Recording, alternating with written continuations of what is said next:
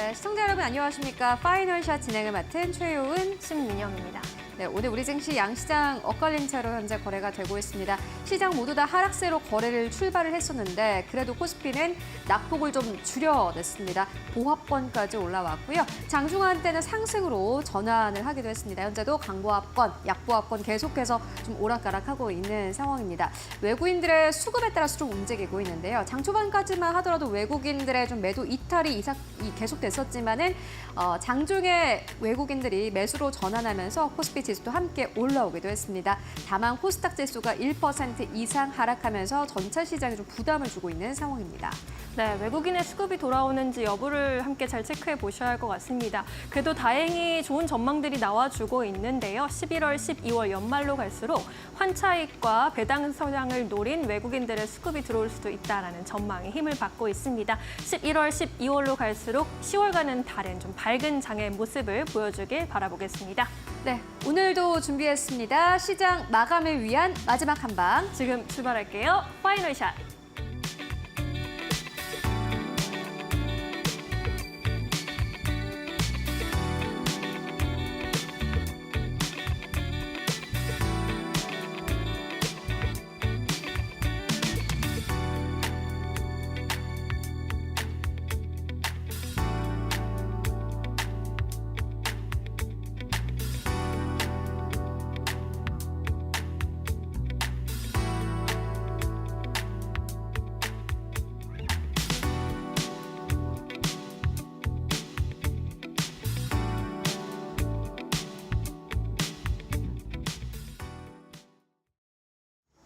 네, 오늘은 11월의 첫 거래일입니다. 이제 본격적인 4분기인데요. 앞서서 삼성전자가 이제 확정 실적을 발표를 했고 많은 빅테크 기업들도 실적 발표를 모두 다 완료를 했습니다.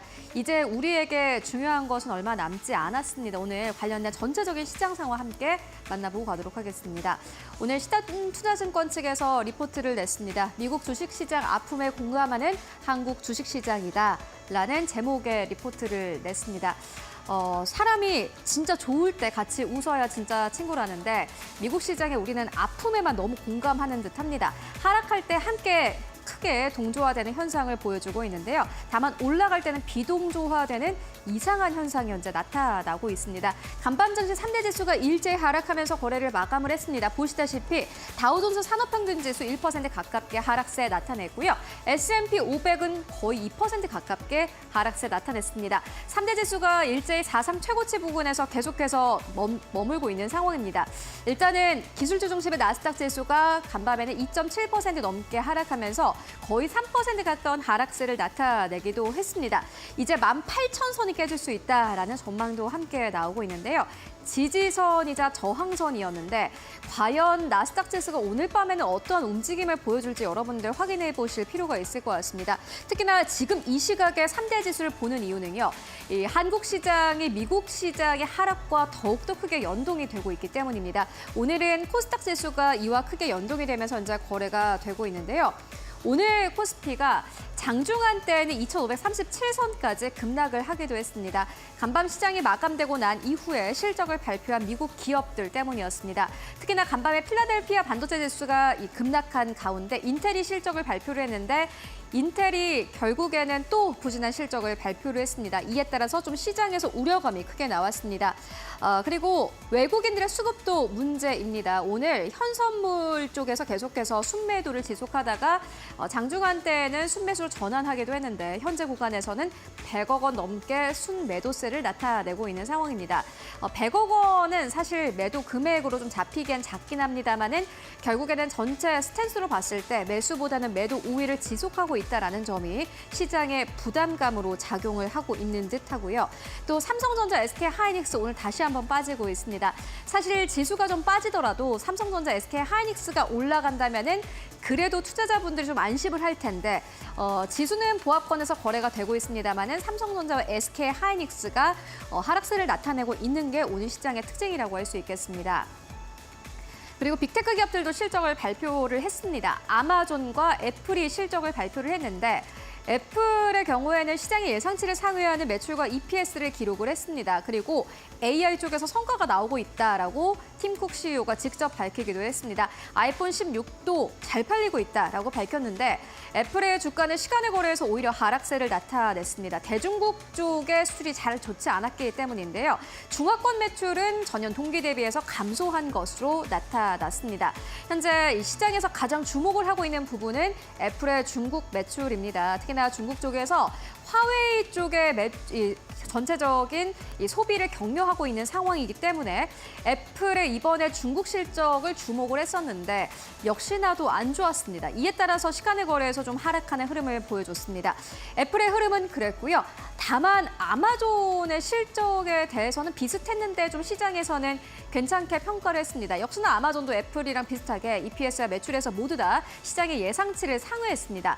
다만 애플이 지금 내리는 이유, 중국에 대한 부담감 그리고 주가에 대한 부담감이 있기 때문이다라고 시장에선 이유를 붙였는데 막상 아마존의 주가는 또 시간의 거래에서 굉장히 좋았습니다. 5% 이상 상승 흐름을 나타내기도 했는데요. 이번 해에 나스닥 지수가 27% 넘게 올랐는데 아마존의 주가의 경우에는 23% 정도 올랐다고 합니다. 전체 나스닥 지수 대비해서 언더퍼폼하는 경향을 나타내고 있고요. 결국에는 가격의 문제, 부담감의 문제가 될 테고 또 아마존 측에서는 캐펙스 투자 이외에는 우리가 비용에 대해서 조금 앞으로 좀 지출을 줄이겠다라고 밝혔습니다. 비용을 줄인다라는 것은 효율적이게 되겠다라는 기대감이 나오고 있는 거고요.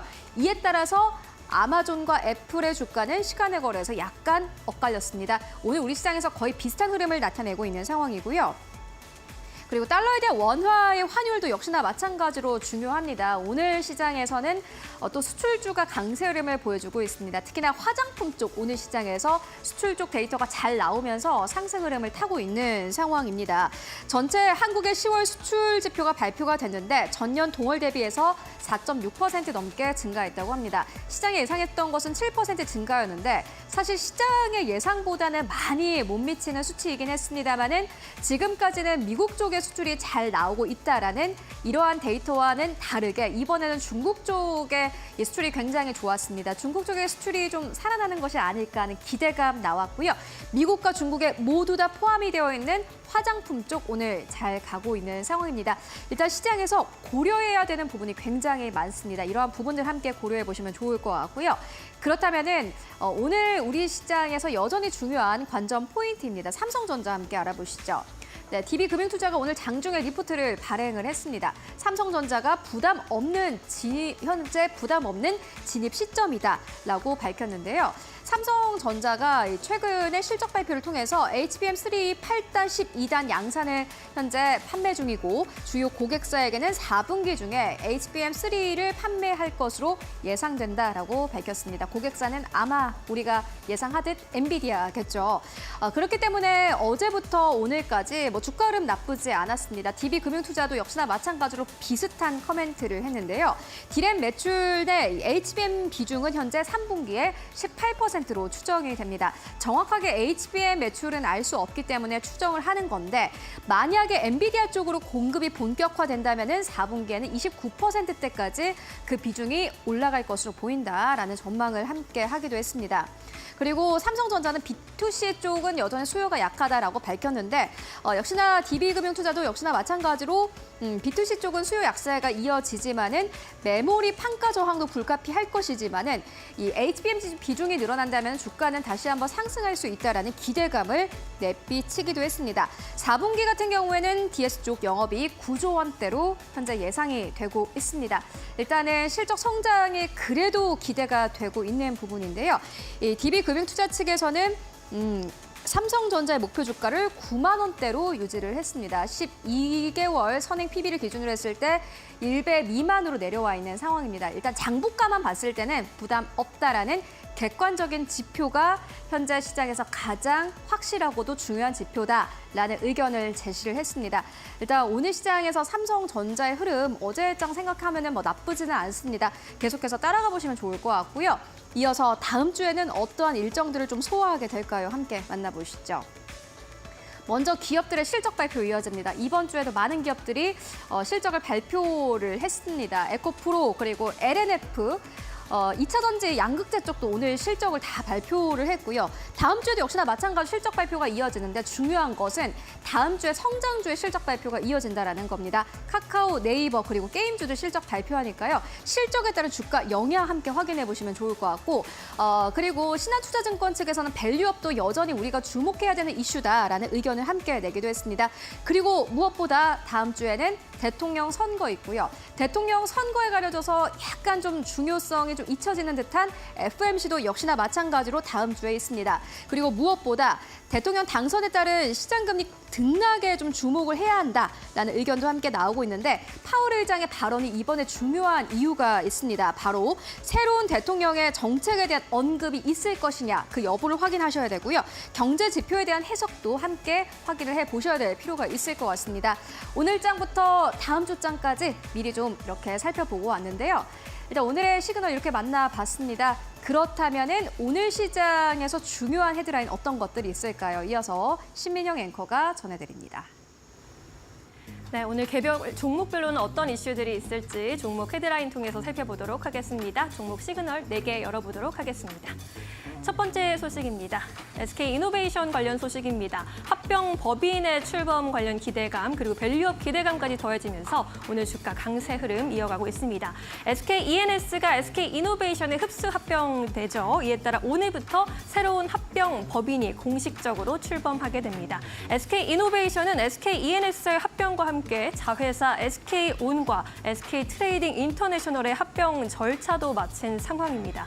또 내년 2월 1일에는요. SK온과 SK엔텀도 합병에 나섭니다. 이번 합병으로 아시아 태평양 지역의 최대 민간 에너지 공룡 기업으로의 재탄생이 기대되고 있는 상황이죠.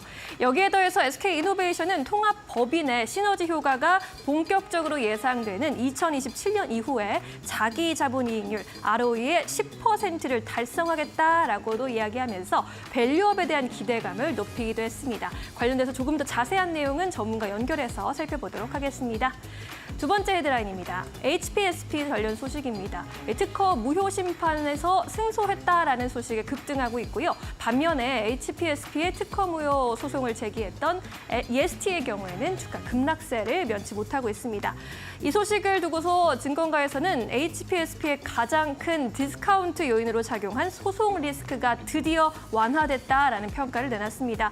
특히 삼성증권은 그간 HPSP를 따르렸던 꼬리표가 독점 구도의 훼손 가능성이었다면서 이번 결과로 2026년까지 독점령이 유지될 가능성이 더 높아졌다라고 전했습니다. 이에 따라서 HPSP의 주가는 10% 넘게 현재도 유지를 하고 있고요. EST는 개장하자마자 하한가로 직항한 이후 여전히 하한가에 머물러 있는 상황입니다. 세 번째 헤드라인 열어볼까요? 금양 소식입니다. 류광지 회장이 4천억 규모의 주식을 무상증여했다라는 소식에 오늘장에서 상승세 보이고 있습니다. 류 회장은 보유한 자사주 1,000만 주를 회사에 무상으로 증여하겠다라고 밝혔습니다. 류 회장은 현재 금양 주식 2,067만여 주를 보유하고 있는데요. 지분율이 약 35% 정도인 것으로 알려졌는데 이번 무상 증여로 그의 지분율은 18%가량으로 줄어들 것으로 보입니다. 금양은 1,000만 주를 취득한 후 처분해서 부산 기장군에 있는 2차 전지 신공장 준공과 설비 자금 등으로 활용할 계획이라고 밝혔습니다. 마지막 헤드라인입니다. 트럼프 승률이 하락하면서 비트코인 관련주가 동반 약세를 보이고 있습니다. 탈중앙화 정치 예측 플랫폼 폴리마켓에서 트럼프 공화당 후보의 대선 승리 가능성이 기존의 66%에서 63%대로 낮아졌다라는 소식이 영향을 주고 있습니다. 최근에 갑자기 트럼프 후보의 당선 가능성이 높아지면서 비트코인의 가격 1억 원대 돌파하면서 상승세를 펼쳤는데 오늘 이렇게 또 승률이 하락하고 있다라는 소식에 1억 원 밑으로 내려오면서 비트코인 가격 줄줄이 약세를 보이고 있고요. 이에 따라서 우리기술투자와 갤럭시아 머니터리, 위지트, T사이언티픽 등 관련주도 하락세를 나타내고 있습니다. 관련 테마에도 파란불 들어와 있는 상황입니다. 이렇게 4가지 헤드라인 함께 살펴보셨습니다. 네, 이번에는 전문가 전화 연결 통해서 더 자세한 내용 체크해 보도록 하겠습니다. 이데일리온 장창민 파트너 연결합니다. 안녕하세요. 네, 안녕하세요. 반갑습니다. 네, 오늘 4가지 종목 헤드라인 중에서 SK이노베이션 이슈 꼽아주셨습니다. 더 자세한 내용 전해주시죠. 네. 오늘 같은 경우에는 SK 이노베이션이 SK ENS하고 합병하면서 매출 88조 원, 그리고 자산 100조 원 규모의 초대형 에너지 기업으로 이렇게 탄생하게 됐는데요. 이 때문에 에너지 공룡의 등장이라는 소리도 듣게 됐습니다. 두 회사가 1999년 분리된 이후에 25년 만에 재결합을 하게 된 것인데, 자산 기준으로는 아시아, 태평양 지역의 민간 에너지 기업 중에서 1위로 도약하게 된 그런 계기가 됐습니다.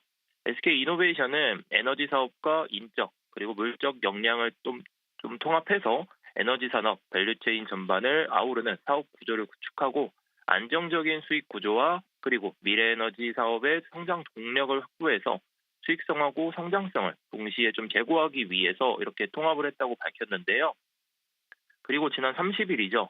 올해와 내년에 주당 최소 배당금을 2,000원으로 설정하고 27년 이후에는 주주 환원율을 35% 이상으로 높일 계획이라고 밝히면서 주주 환원 정책에 힘을 쏟는 모습을 보이기도 하고 있습니다.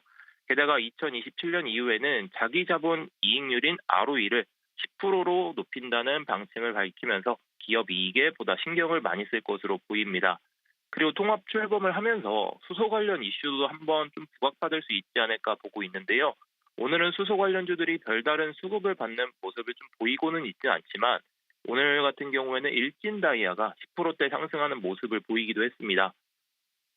일진다이아는 공업용 합성 다이아몬드, 정밀 소재 등의 제품을 생산하고 판매하는 것을 전문으로 하고 있는데요. 이전에는 세계 최초로 일반 대기업인 1기업에서 다이아몬드를 합성하는 데 성공했었고, 이 기술이 양자 컴퓨터 분야하고 반도체, 주요 산업이라고 볼 수가 있겠죠. 이런 산업에도 접목될 수 있다 보니까 그 기대가 한층 커질 수도 있어 보입니다. 네, 잘 알겠습니다. 이어서 오후장에서 공략해볼 만한 종목으로 어떤 종목 보고 계실까요? 네. 저 같은 경우에는 오늘 오후장에 제이시언 시스템을 말씀드려볼까 합니다.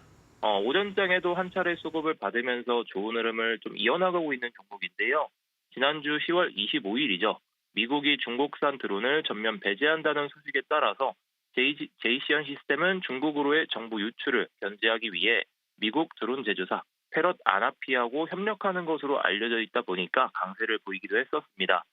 패럿의 드론은 특히 중국산 드론의 대항마로 꼽히고 있는데요. 특히 감시와 정찰에 특화된 드론인 아나피 USA는 미국 육군을 위해 설계된 미국산 군용 드론으로 알려져 있습니다. 한편 우리 국방부 같은 경우에도 국방부와 관련 기관이 국내외 구매를 포함해서 다양한 방안으로 드론 전력 강화를 추진하고 있다 보니까 국내 이슈로도 그렇고 해외 이슈로도 계속해서 나올 것으로 좀 보고 있습니다. 게다가 러시아와 우크라이나의 전쟁에 북한군이 또 참여하고 있다는 소식도 들려오고 있기 때문에 전쟁 장기화가 좀 이어지면서 전쟁 이슈로도 한 차례 더 부각받을 수도 있어 보입니다. 그래서 현재 가격대 수준부터 4,200원 수준까지는 한번 공략해 보시면 좋을 것 같고요. 목표가는 윗꼬리 부근인 4,700원, 손절가는 4,000원으로 잡고 공략해 보시면 좋을 것 같습니다. 이상 이데일리 파트너 장창민이었습니다. 감사합니다. 네, 고맙습니다. 이어서 외국인과 기관은 어떤 선택을 하고 있을까요? 최효은 앵커와 함께 확인해 보시죠. 네, 먼저 오늘 외국인 수급부터 만나보도록 하겠습니다. 먼저 매도하는 기업들부터 만나보시죠. 오늘 5위권에는 고려 아연 자리하고 있습니다. 4위권에는 HD 현대미포, 3위권에는 아모레 퍼시픽, 두 번째로는 SK하이닉스, 첫 번째로는 삼성전자 이름 올리고 있습니다. 여전히 외국인 투자자들은 삼성전자, SK하이닉스 매도하고 있는 것으로 확인되고 있습니다. 특히나 오늘 9시부터 현재까지 사실 외국인들의 매도 리스트는 거의 변하지 않는 것이 오늘 시장 특징이라고 할 수 있겠고요. 매수하는 기업들 살펴보시면은 가장 다섯 번째로는 현대모비스, 네 번째로는 신한지주, 세 번째로는 LG화학, 두 번째로는 한화에어로스페이스, 첫 번째로는 LG에너지솔루션 이름 올리고 있습니다. 그 가운데서도 오늘 시장에서 신고가를 경신한 한화에어로스페이스 어떠한 이슈가 있을까요? 함께 만나보시죠. 네, 한화에어로스페이스 오늘 실적을 발표를 했습니다. 방산주들 긍정적인 실적이 예상되긴 했습니다만은 이렇게 좋을 줄은 몰랐습니다. 매출 같은 경우에는 2조 6,312억 원대로 집계가 됐고요. 영업이익의 경우에는 4,722억 원을 기록한 것으로 나타났습니다. 특히나 영업이익의 경우에는 세 자릿수 이상의 증가 흐름을 보였습니다. 457% 이상 증가한 것으로 확인되는데요. 방산 쪽의 매출이 역시나 좋았습니다. 방산 쪽의 매출이 1조 6천억 원을 넘어갔고요. 전년 동기 대비해서 117% 넘게 증가했는데 이 방산 쪽의 영업이익은 700% 이상 늘어났다고 합니다. 방산 부분의 견조한 수익성이 강점이다라는 증권사의 커멘트 이어지고 있습니다. 오늘 주가 어떻게 흘러가고 있을까요? 함께 만나보시죠. 네, 하나 에어로스페이스 오늘 52주 신고가를 경신하기도 했습니다. 38만 5천 원대까지 올랐다가 현재 구간에서도 상승세 그대로 유지하고 있는 상황이고요. 3.5% 넘게 상승하면서 여전히 38만 원대 위에서 거래되고 있습니다. 방산주들의 흐름은 계속해서 따라가 보실 필요가 있을 것 같고요. 그렇다면 오늘 코스닥 안에서는 어떠한 기업을 사고 팔고 있을까요? 네, 만나보시면은 매도하는 기업들 이 5위권에는 펩트론, 4위권에는 테크윙, 3위권에는 실리콘2, 두 번째로는 알테오젠, 첫 번째로는 에코프로 BM 이름 올리고 있습니다. 매수하는 기업들 살펴보시면은 파크시스템즈 5위권, 4위권에는 피레에너지, 3위권에는 올릭스, 2위권에는 ABL바이오, 첫 번째로는 에코프로 이름 올리고 있습니다. 어떠한 뚜렷한 방향성이라기보다는 개별적인 이슈에 따라서 현재 매수와 매도를 하고 있는 것으로 확인되고 있습니다. 그렇다면 기관 투자자들은 어떻게 현재 이 거래를 하고 있을까요? 네, 매도하는 기업들은 사실 거의 비슷합니다. 삼성전자, SK하이닉스 오늘 매도하고 있는 것이 특징이라고 할 수 있겠습니다. 오늘 외국인과 기관의 쌍끌이 매도가 나오고 있고요. 세 번째로는 현대차, 네 번째로는 이수페타시스, 다섯 번째로는 CS윈드 이름 올리고 있습니다.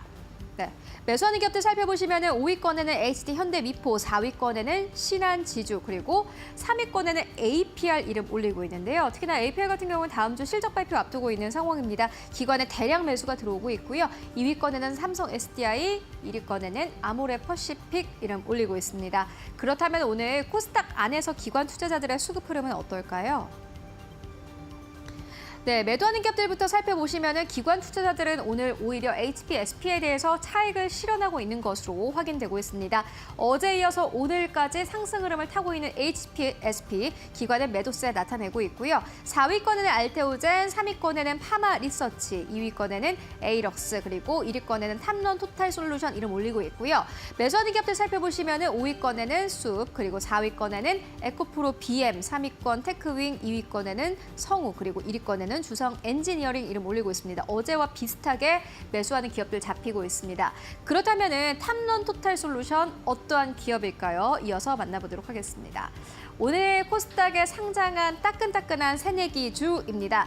전자부품 제조사 개발 생산 ODM 전문 기업인데요. 전장 디스플레이 쪽, IT 쪽, 그리고 모바일 부품 쪽을 개발하고 제조하는 기업입니다. 공모가는 괜찮았습니다. 희망 범위보다 상단을 초과해서 18,000원으로 최종 확정이 됐습니다. 실적도 역시나 나쁘지 않았습니다. 매출이 5,100억 원 정도, 영업이익은 297억 원대로 기록이 됐었는데 근데 막상 오늘 시장의 주가 흐름은 좋지 않습니다. 주가 흐름 함께 만나보시죠. 오늘 장중한대는 18,500원대까지 올라왔습니다. 다만 오늘 시장 현재 구간에서는 계속해서 하락폭을 좀 키우고 있는 상황인데 장중한대는 13,400원대까지 터치가 나왔습니다. 23% 이상 하락하면서 13,770원대에서 거래가 되고 있습니다. 지금까지 수급 상황 함께 살펴보고 왔습니다. 네, 이어서 우리 시장에서 움직이고 있는 특징주들 조금 더 자세히 살펴보고 함께 공부해 보도록 하겠습니다. 이데일리 스페셜리스트 신일섭 전문위원과 함께 하겠습니다. 안녕하세요. 안녕하세요. 네, 오늘 두 가지 종목도 뽑아 오셨습니다. 첫 번째 종목으로 엔터주, YG 엔터테인먼트 보겠습니다. 이 두말하기 입 아픈 이제 종목이 됐습니다. 현재도 10% 넘게 급등하고 있는데 로제오와 브루노 마스의 신곡 아파트가 전 세계적으로 흥행 이어가면서 전 세계가 이 매력에 흠뻑 빠져 있네요. 네, 전 세계 맞습니다. 북한도 빠져 있더라고요. 북한도? 네, 김정은, 김여정이 냈습니다. 로켓. 네, 지금 역시 북한도 네. 세계화에 동참하는 모습 바람직하고요. 자, 로제 씨가 가장 이쁘다고 생각하셨다고. 블랙핑크 내에서. 아, 네.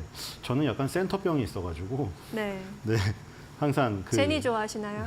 좋아하는 건 아니고 그냥 네. 약간 센터가 항상 이게 꼭지점처럼 이게 눈에 띄어요. 그냥 그 들어와서 항상 소녀시대도 가운데 전부 가운데. 그래서 이 블랙핑크 4명이라 이제 그 꼭지점이 안 되긴 하는데 5명이어야 이제 홀수여야지 이제 되거든요, 이게. 근데 어쨌든 제니 씨가 약간 센터 느낌이라 네. 로제, 리사, 지수 씨는 약간 뭐라 그럴까? 제 마음속에 인지도에서 낮았죠. 근데 이제 이게 오히려 보니까 솔로 활동을 하다 보니까 네. 각각의 매력이 더 터지는 것 같아요. 그럼요. 이게 약간 이제 보자기로 쌓여 있었는데 그게 튀어나오니까 구슬이 더 영롱한 것처럼 이렇게 된 거예요, 지금. 지수 씨도 꽃으로 정말 많은 밈을 창출했잖아요. 네. 자기 강아지 얼굴을 이렇게 해서 이렇게 하시는 분도 계셨고 별게 다 있었어요.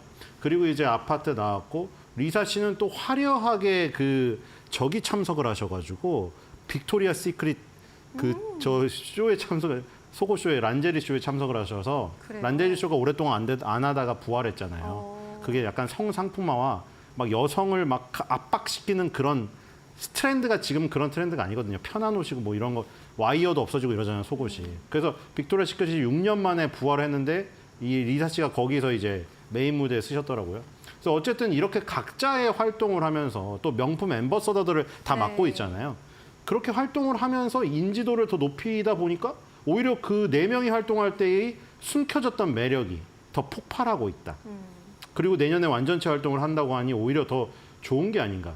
지금 오히려 결과적으로 잘 됐어요. 지금 엔터사들이 전부 다 지금 완전히 그 주가가 나락으로 가 있잖아요. 지금 그 고속터미널에 세븐틴 팝업 스토어 하는데 새벽 밤새고 거기 널빤지 깔고 외국인들 자고 있더라고. 아예 텐트 깔고. 오픈런을 지금 며칠째 하고 있는데 예. 저기 우리나라 엔터사들의 주력 그 매출이 다 그 중국 따이공이 면세점 거기만 있는 게 아니고요. 걔네들이 그 직업들이 많아요. 직업군 아니면 전문직 아니면 시키는 알바를 붙인 거예요. 그래서 그거를 왕창 떼간 다음에 배로 팔아요. 그러니까 그 고생한 그 대가를 그렇게 하는 거죠. 근데 이제 코로나 이후에 중국이 봉쇄도 됐었고 그 사드 보복 이후에도 계속된 그 흐름이 있었어요. 그래서 계속 이제 중국 애들이 단체로 사줘야 되는데 특히나 많이 피해를 본 게 SM이에요. SM의 중국이 그 앨범을 사재기에서 올린 게 많았는데 그게 싹 다 빠져버리니까 완전히 떨어져 버린 거죠. 근데 그중에 YG가 지금 결과론적으로는 오히려 잘 돼버렸어요. 지금 상황에서. 지금 다른 데는 모멘텀이 없어져 버렸는데 지금 오히려 모멘텀이 붙고 있습니다. 뭐 개인 계약만 성공하고 단체 계약이 실패했다고 해서 빠졌었는데 오히려 이렇게 솔로 계약해서 활동하다가 내년에 완전체 활동으로 월드 투어 뛴다고 하니까 훨씬 더 힘이 되고 그다음에 지금 딱 1시죠. 바로 지금 1시간 반 전에 저희 얘기 나눌 때 1시에 베이비몬스터의 정규 1집 9곡이 음원이 다 전체 공개가 됐습니다. 베이비 몬스터. 예. 그러니까 베이비몬스터가 클 시간을 블랙핑크가 벌어줘야 되는데 갑자기 완전체 계약을 안 하니까 뻥 뚫렸었다가 베이비몬스터의 시간을 벌어주면서 블랙핑크도 각자 활약을 하고 베이비몬스터가 이제 정규 1집이 나왔기 때문에 그동안 싱글만 던지면서 맛을 봤는데 지금 블랙핑크만큼의 초반 파워가 안 나오다 보니 그게 조금 약했었는데 지금 베이비몬스터가 클 시간을 이제 벌어주는 선배가 든든하게 있잖아요. 이게 굉장히 도움이 되는 것이고 그래서 이제 영국의 그 오피셜 차트가 있죠. 오피셜 이 100, 그 다음에 빌보드 핫 100 이게 두 개가 양대 차트죠. 근데 지금 영국 오피셜 싱글 차트는 4위예요. 핫 100, 8위보다 더 높습니다. 그리고 11월 1일 오늘입니다. 오늘 발표가 되는데 영국 오피셜 차트 1위 가능성이 상당히 높다고 합니다. 지금 이게 1위가 가면은 또 모멘텀이 또 살아날 확률이 있죠. 그 다음에 후방 지원 사격. 뭐냐면 지금 빅뱅은 완전 무너졌죠. 뭐 여러 가지 사고 때문에. 네. 근데 지드래곤의 파워는 아직도 대단하죠. 지드래곤이 다른 엔터테인먼트로 옮겼지만 그 피는 여전하죠. YG에서 그 오랫동안 그 근간을 이뤘던 흐르는 피. 당연히 지원 사격 해줄 텐데 후방 지원 사격을 바로 베이비몬스터에 해줍니다. 지금 더블 타이틀곡을 했거든요. 요즘에 더블, 트리플 이게 인기죠. 네. 뉴진스도 트리플 타이틀곡으로 정말 3곡을 다 올려버렸잖아요. 성공했잖아요, 그게. 예전처럼 틀려요. 좋은 곡들이 너무 많으니까 그냥 한 번에 나가버리는데 여기도 더블 타이틀곡, 9곡 중에 2곡을 더블로 했습니다. 드립하고 클릭클락인데 드립에 바로 지드래곤이 참여를 했습니다.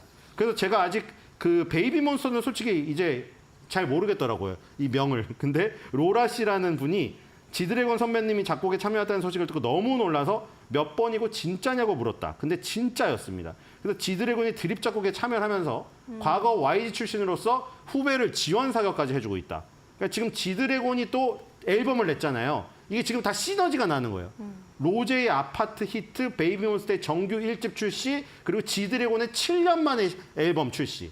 이런 것들이 결국 YG가 완전 예전처럼 한 지붕 안의 완전체는 아니지만 여러 분야로 활동을 하는데 이렇게 또 모일 때는 모여서 지원 사격을 해주는. 약간 저는 SM의 그 슈퍼주니어 느낌이 났거든요. 네. 슈퍼주니어가 각자 뭐 MC 활동, 모델 활동, 배우 활동 다 하다가 동남아시아에서 콘서트 있다고 하면은 지금 이제 40줄에 접어드는 나이에도 불구하고 다 모여가지고 거기서 티켓 파워를 보여줍니다.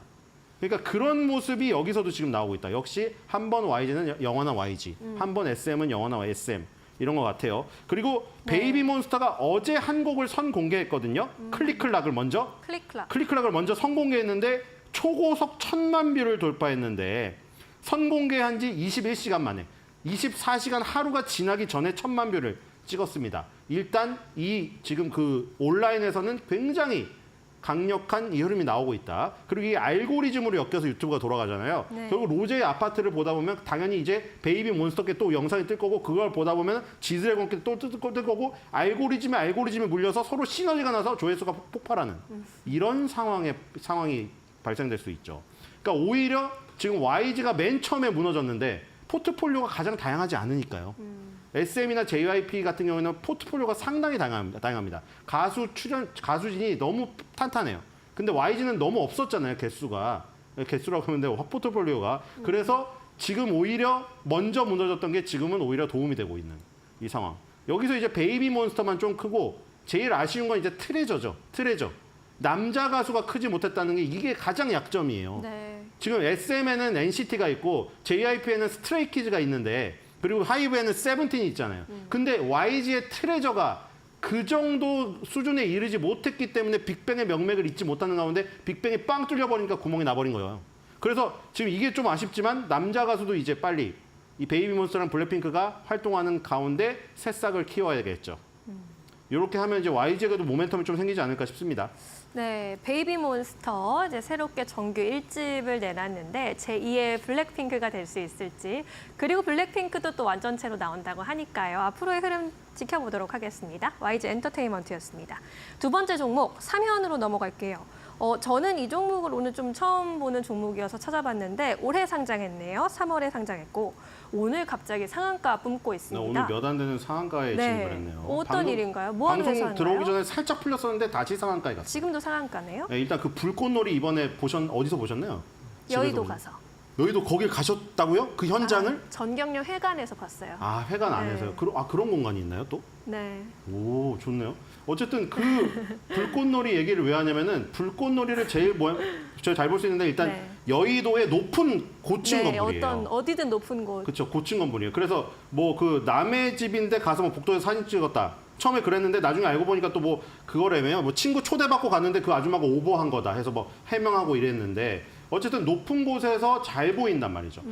그 얘기를 하는 이유가 이제 우리 방공포대에 우리 뭐 GOP 뭐 이런데 GP 들어보시긴 하셨죠. 막 GOP, GP라고 철책 근무 쓰는 게 있어요. 군인들이 최전방에서 철책 근무 쓰면서 경계 근무 쓰고 북한군 오나 안 오나 잘 파악하고 네, 이런 것들. 네. 그런 곳이 그 최전방 뭐 강원도 철원 뭐 이런 데만 있는 게 아니라 네. 이 서울 도심 지역의 고층 건물에도 있어요. 물론 모든 게 다 군사기밀이니까 다 밝혀지진 않았는데 예전에 다큐멘터리에도 나왔고 지금 공개된 거는 63빌딩에 최초에 있었고요. 63빌딩 높은데 61층, 62층에 근무하고 있었어요. 다큐멘터리에도 나왔는데 거기서 이제 조그만 생활관에서 활동하면서 경계 근무 24시간 쓰면서 그 밥도 거기서 취사병 해서 차려 먹어요. 근데 그게 이제 63빌딩에 IFC가 생기고 IPC로 옮겼어요. 그다음에 지금은 여의도 파크원, 다 그 근처죠. 네. 거기를 지금 옮겼어요. 근데 거기에 이제 그 방공포대가 있단 말이에요. 그 위에. 오. 예, 건물에 가장 높은 건물에 있어요. 그래서 뭐 누구는 거기가 무슨 꿀보직이냐 아니고 야 무슨 꿀보직이냐 거기 한번 살아봐라 노는 사람들 다 보이는데 그거 참여 못하는 게 미칠 노릇이다. 다 불꽃놀이가 다 보일 거 아니에요. 근데 나는 나라를 지킨다고 하지만 경계금을 쓰고 있으니까 얼마나 저기 참여하고 싶겠어요. 20대 초반에 네. 젊은이들이 정말 감사합니다. 고생하시는데 사면이 거기에 관련되어 있습니다. 지금 저번에 그 드론 날렸을 때 뭐 우리나라에서 드론 날렸다고 지금 계속 주장하고 있는데 북한이 그때 북한 드론 무인기 날라왔을 때 우리가 격추도 못하고 가만히 있으니까 막 국방부를 호통쳤잖아요. 국민들이 댓글에서 아니 저거 무인기가 날라오는데 눈앞에 보고 있는데 그거 못 죽여? 못 없애? 근데 생각해 보세요. 우리 집에서 파리랑 모기가 내 눈앞에 날라왔어요. 근데 그거를 저기 무슨 이만한 몽둥이 갖고 이거 휘둘리면은 그게 잘 잡히나요? 아니요. 파리 모기 잡으려면 파리채를 민감하게 딱 쳐야 될 거 아니에요. 그럼요. 그러니까 지금 뭐 미사일, 현궁, 신궁, 천궁 뭐 다 있는데 그거 가지고 요만한 저기를 어떻게 잡습니까? 그리고 현궁, 신궁 한 발 쏘는데 억 단위예요, 억 단위. 그 무인기 얼마 하지도 않는 거에다가 억 단위 미사일을 발사하는 게 말이 안 되잖아요. 그래서 뭐 제밍을 통해 가지고 이제 무력화시키느니 뭐 여러 가지가 있었는데 지금 천광이라는 무기가 등장했습니다. 이번에 그 계룡대 충남 계룡대에서 육해공 페스티벌 전군 페스티벌이 매년 열리거든요. 거기서 이제 카덱스라고 이제 무기 전시회도 같이 합해서 이번에 최초로 열렸어요. 카덱스가 이제 원래 킨텍스 일산에서 열렸었는데 네. 그걸 합쳤는데 거기서 무기가 공개된 게 천광입니다. 이거는 실내에서 공개를 안 했고요. 밖에 활주로에 쫙 깔아놨어요. 그 어린이들도 다 가서 보고 엄청 좋아해요. 호국이라고 그 캐릭터도 있거든요. 호랑이 캐릭터. 근데 이제 천광이 레이저 대공 무기예요. 우리가 현궁, 신궁하면 궁 달렸잖아요. 궁. 근데 이거는 광입니다. 그러니까 레이저, 빛이죠. 그러니까 이게 좋은 건 뭐냐면은 아까 말했듯이 드론이 조그만 게 왔는데 미사일 날리는 게 막 억 단위 쓰는 게 되게 비효율적이기도 한데 맞춘다고 한들 그게 도심 지역으로 날라와서 막 무슨 저기 압구정의 아파트 위에 날아가고 있는데 미사일 쳐서 맞춰가지고 포탄이 잔해가 떨어지면 거기 압구정 아파트 주민들 머리 맞아서 죽을 수도 있잖아요. 그러니까 위험한 거죠. 할 수가 없는 거죠. 돈을 많이 기왕 들여서 한다고 하더라도. 근데 레이저로 쏘면 그게 없는 거죠. 네. 레이저기 때문에 파편이 없는 거죠. 레이저기 때문에. 그렇기 때문에 이게 굉장히 유효한 것이고 그거를 12월 달에 빌딩 GOP부터 레이저 대공무기 블록 1. 그 블록 1이 하나에어로스페이스 만든 건데 이게 별칭이 붙어서 천광이라고 붙은 겁니다. 하늘천과 빛광을 써서 하늘에 빛을 쏜다고 해서 그게 원래 이 지금 명칭은 블록 1이에요. 그게 아까 말한 10월 4일 날 계룡대에서 활주로에다가 육군 지상군 페스티벌 할 때 전시됐던 무기고 그때 10월 4일 날 천광이라는 이름을 붙여줬어요. 태어나서 처음으로. 블록 1이라는 무기에 천광이라는 이름을 붙여줬는데 그게 다음 달에 빌딩 GOP부터 설치된다는 지금 소식입니다. 그러니까 아까 전에 말했던 지금 63빌딩에서 옮겨간 여의도 파크1도 지금 그 가능성이 있는 거죠. 거기 근무하시는 분들. 거기 음식도 막 올려서 이제 식재료 올려서 이렇게 열심히 해서 먹어요. 옛날에 다큐멘터리 찾아보면 있는데 거기에 이제 레이저 대공무기 블록 1 천광이 GOP부터 설치가 된다. 이제 한 달 남았잖아요. 그래서 이 소식 때문에 하나에어로스페이스랑 하나시스템의 시스템 체계와 무기 그 시스템이 들어간 천광에 이 지금 요 업체는 뭐를 제공을 하냐면 네. 열 에너지를 제어하고 교환하는 역할 수행, 표적 획득 지시 장비랑 그 다음에 지금 여기에 또 전자광학 추적 장치 이 두 가지를 납품하고 있어요. 그래서 이 소식 때문에 지금 상한가를 간 겁니다. 그러니까 다음 달부터 이제 우리 그 도심 지역의 고층 건물에 이제 세워서 만약에 지금 우리가 무인기를 쐈다고 북한이 주장하고 있잖아요. 그래서 대응해서 예를 들어 오물풍선에 이어서 드론까지 다시 또 보낸다. 그러면은 이번에는 이 레이저 무기 천광의 어떤 실력을 볼 수 있지 않을까. 7월 30일 날 시험을 했는데 그때는 다 성공을 했습니다. 시험으로 했을 때 다 맞췄어요.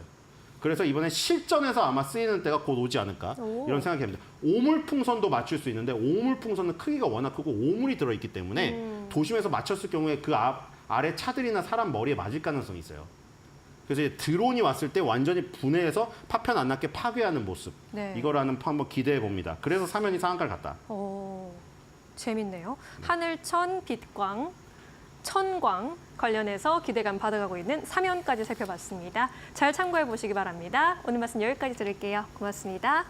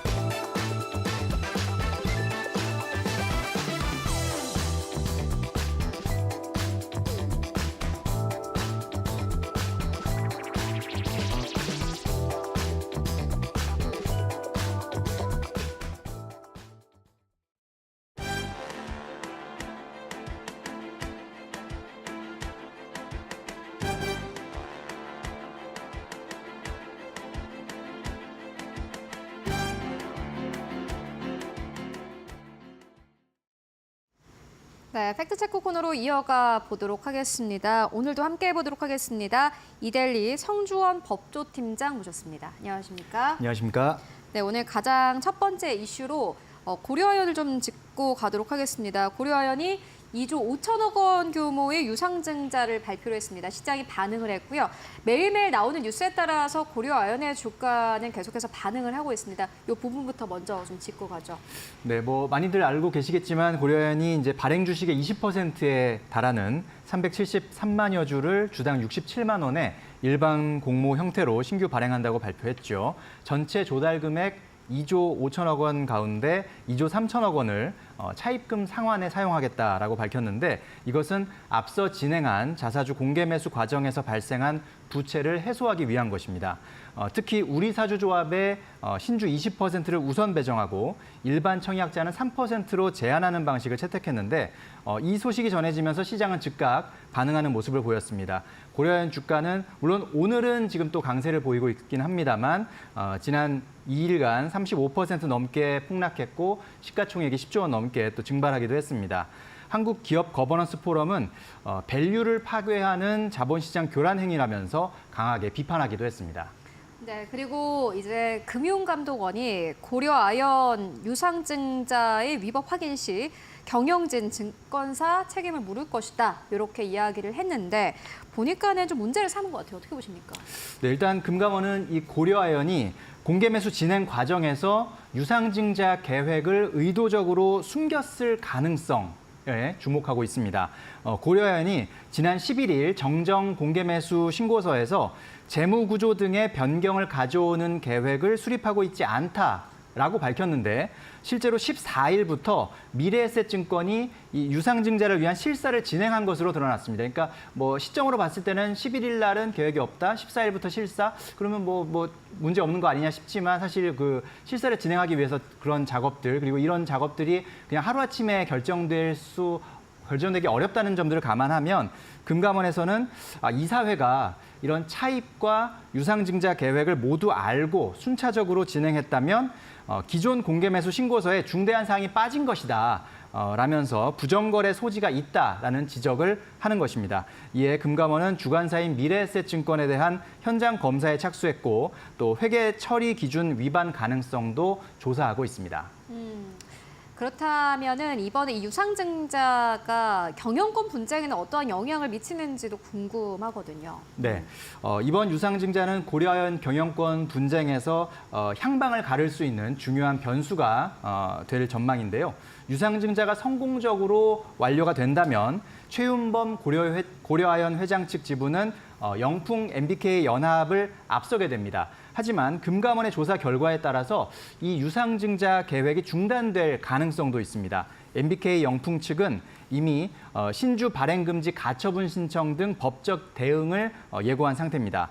특히 고려아연이 이 자사주 매입을 위해서 차입한 부채를 주주들의 돈으로 해결하려 한다라는 비판이 제기되면서 이전까지 우호 지분으로 분류되던 한화, 현대차그룹, 또 LG화학 등의 입장이 변할 가능성 이런 것들도 좀 제기되고 있는 그런 상황입니다.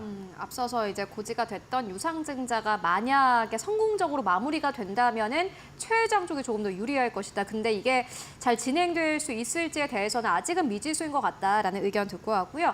그렇다면 이제 캐스팅 보트를 역할을 하는 국민연금은 현재 어떠한 스탠스를 취하고 있습니까? 네, 이게 양측의 지분이 워낙 팽팽한 거의 살얼음판을 걷고 있기 때문에 이런 상황에서 국민연금이 아주 결정적인 역할을 할 수밖에 없는 상황이고요. 국민연금이 최근에 국정감사에서 MBK의 적대적 M&A에 대해서 부정적 입장을 밝힌 것은 최 회장 측의 기대를 높이는 그런 요인이었는데 하지만 이번에 이제 유상증자 논란이 또 불거지면서 최 회장 측의 사법 리스크가 커진다면 다시 또 국민연금의 입장이 또 바뀔 수 있는 그런 상황으로도 볼 수가 있습니다. 금감원의 조사 결과 그리고 법원의 판단이 바로 국민연금의 의사결정에는 상당히 중요한 영향을 미칠 것으로 보이는데 특히 내년 3월 주주총회를 앞두고 있기 때문에 국민연금의 결정이 더욱 주목되는 그런 상황입니다. 금감원 조사 결과가 나와봐야 될 것 같습니다. 이 사안은 끝나지 않고 있습니다. 계속해서 나오는 뉴스들 정확하게 좀 파악해 보시죠. 바꿔보실 필요가 있을 것 같다라는 생각이 들고요. 이어서 두 번째 이슈로 좀 옮겨가 보도록 하겠습니다. 역시나 뜨거운 이슈인데요. 카카오 관련 이슈입니다. 김범수 경영쇄신위원장이 보석으로 석방이 됐다고 합니다. 보니까는 구속 100일만이라고 하는데 어떠한 조건으로 나왔습니까? 네, 지난 7월 23일에 이제 카카오 김범수 경영쇄신위원장이 구속이 됐었는데 딱 100일 만인 어제죠. 10월 31일에 보석으로 석방이 됐습니다. 서울 남부지법은 보석을 허가할 상당한 이유가 있다라면서 보증금 3억 원을 조건으로 보석을 허가했습니다. 주거 제한, 그리고 법원이 지정한 일시와 장소에 출석할 의무, 그리고 증거인멸 금지 서약서도 함께 제출하도록 하는 그런 조건들이 붙었습니다. 특히 사건 관련 피의자, 또 증인들과의 접촉이 금지되고요. 또 출국할 때는 반드시 법원의 허가를 받아야 하는 그런 상황입니다. 김 위원장은 석방 직후에 성실히 조사에 임하겠다라는 짧은 말만 남기고 일단 경영 복귀 계획 등에 대해서는 언급을 하지 않았습니다. 일단 김 위원장이 이렇게 나왔는데 그렇다면 카카오가 현재 당면한 과제들이 궁금합니다. 일단 현재 시급한 과제는 조직을 안정화시키는 것, 조직 안정화가 제일 첫손으로 꼽히는데 위축된 구성원들의 사기를 좀 높이고 또 조직을 안정화하는 것이 최우선 과제라는 그런 분석들이 나옵니다. 또한 카카오 VX, 카카오 엔터테인먼트 등 이 계열사 구조 조정, 또 비핵심 사업 정리 작업에도 좀 속도가 나지 않을까 그런 예상을 해보고요. AI 사업 혁신도 상당히 중요한 과제 중에 하나입니다. 김 위원장은 작년에 직원의 50%는 AI에 뛰어들어야 한다라고 강조한 바 있는데 하지만 구속으로 인해서 그동안은 조금 계획이 지체돼 있던 그런 상황이었습니다. 특히 내년 상반기에 그 AI 앱이죠. 카나나가 출시 예정인데 이 카나나의 성공 여부가 상당히 또 주목되는 상황이기도 합니다. 다만 현재 재판이 여전히 진행 중이고 또 보석 조건으로 인한 제약이 있기 때문에 김범수 위원장이 일단은 나오긴 했지만 완전한 경영 정상화까지는 좀 시일이 걸리지 않을까 또 그렇게 예상해 볼 수 있겠습니다. 네. 그렇다면은 앞으로 이제 재판 결과가 어떻게 좀 영향을 미칠 거라고 보십니까? 네, 일단은 또 새로운 변화는 일단 그 김범수 위원장의 재판이 이번 달부터 배재현 전 카카오 투자총괄 대표 재판과 함께 병합돼서 진행될 그런 예정이고요. 재판 결과에 따라서 가장 큰 영향을 받을 수 있는 곳이 바로 카카오뱅크입니다. 만약 법원이 이 김범수 그리고 카카오 측의 시세 조종 혐의를 인정하게 되면 양벌 규정에 따라서 카카오 법인이 벌금형을 받을 수가 있고요. 이 경우에 카카오뱅크 대주주 자격을 잃게 됩니다.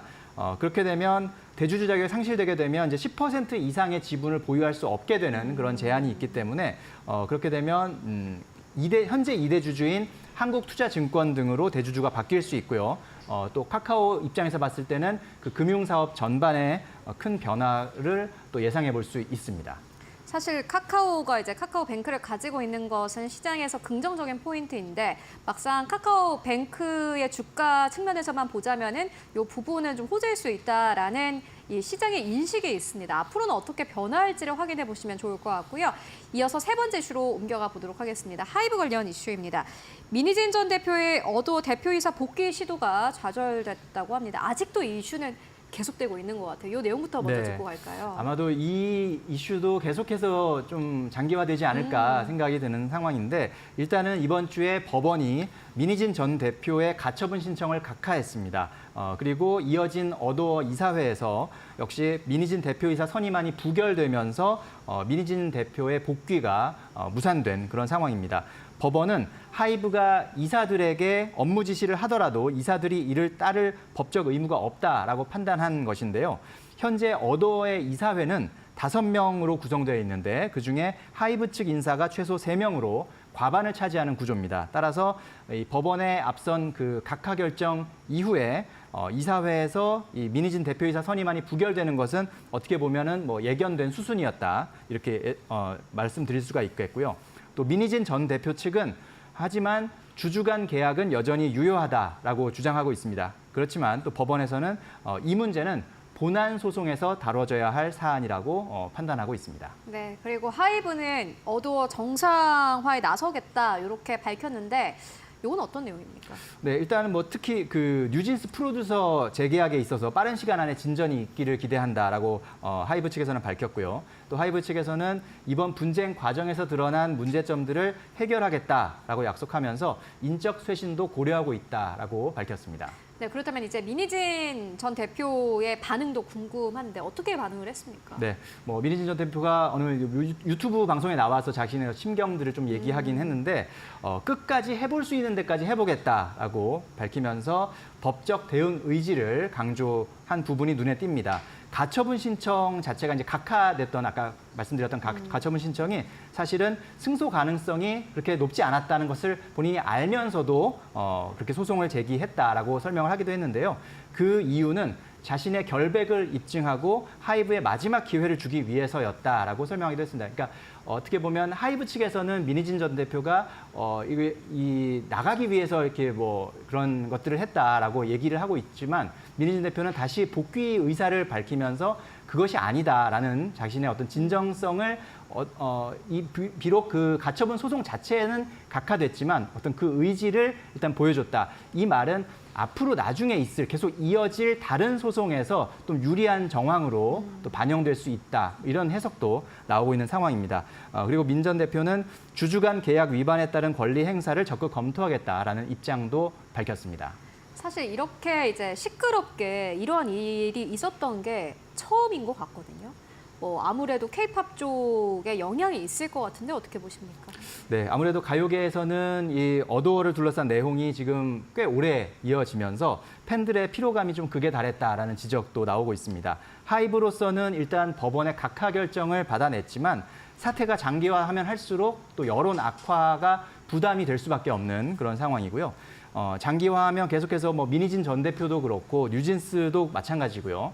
어도어나 하이브도 역시 뭐 예외는 아닙니다. 다 모두가 부담이 커지는 것이기 때문에 업계에서는 좀 양측이 합의점을 찾아야 한다라는 목소리가 점점 커지고 있기도 합니다. 네, 하이브 민희진 사태 함께 짚고 왔습니다. 지금까지 성주원 법조팀장과 함께 이야기 나눠봤습니다. 말씀 고맙습니다. 고맙습니다.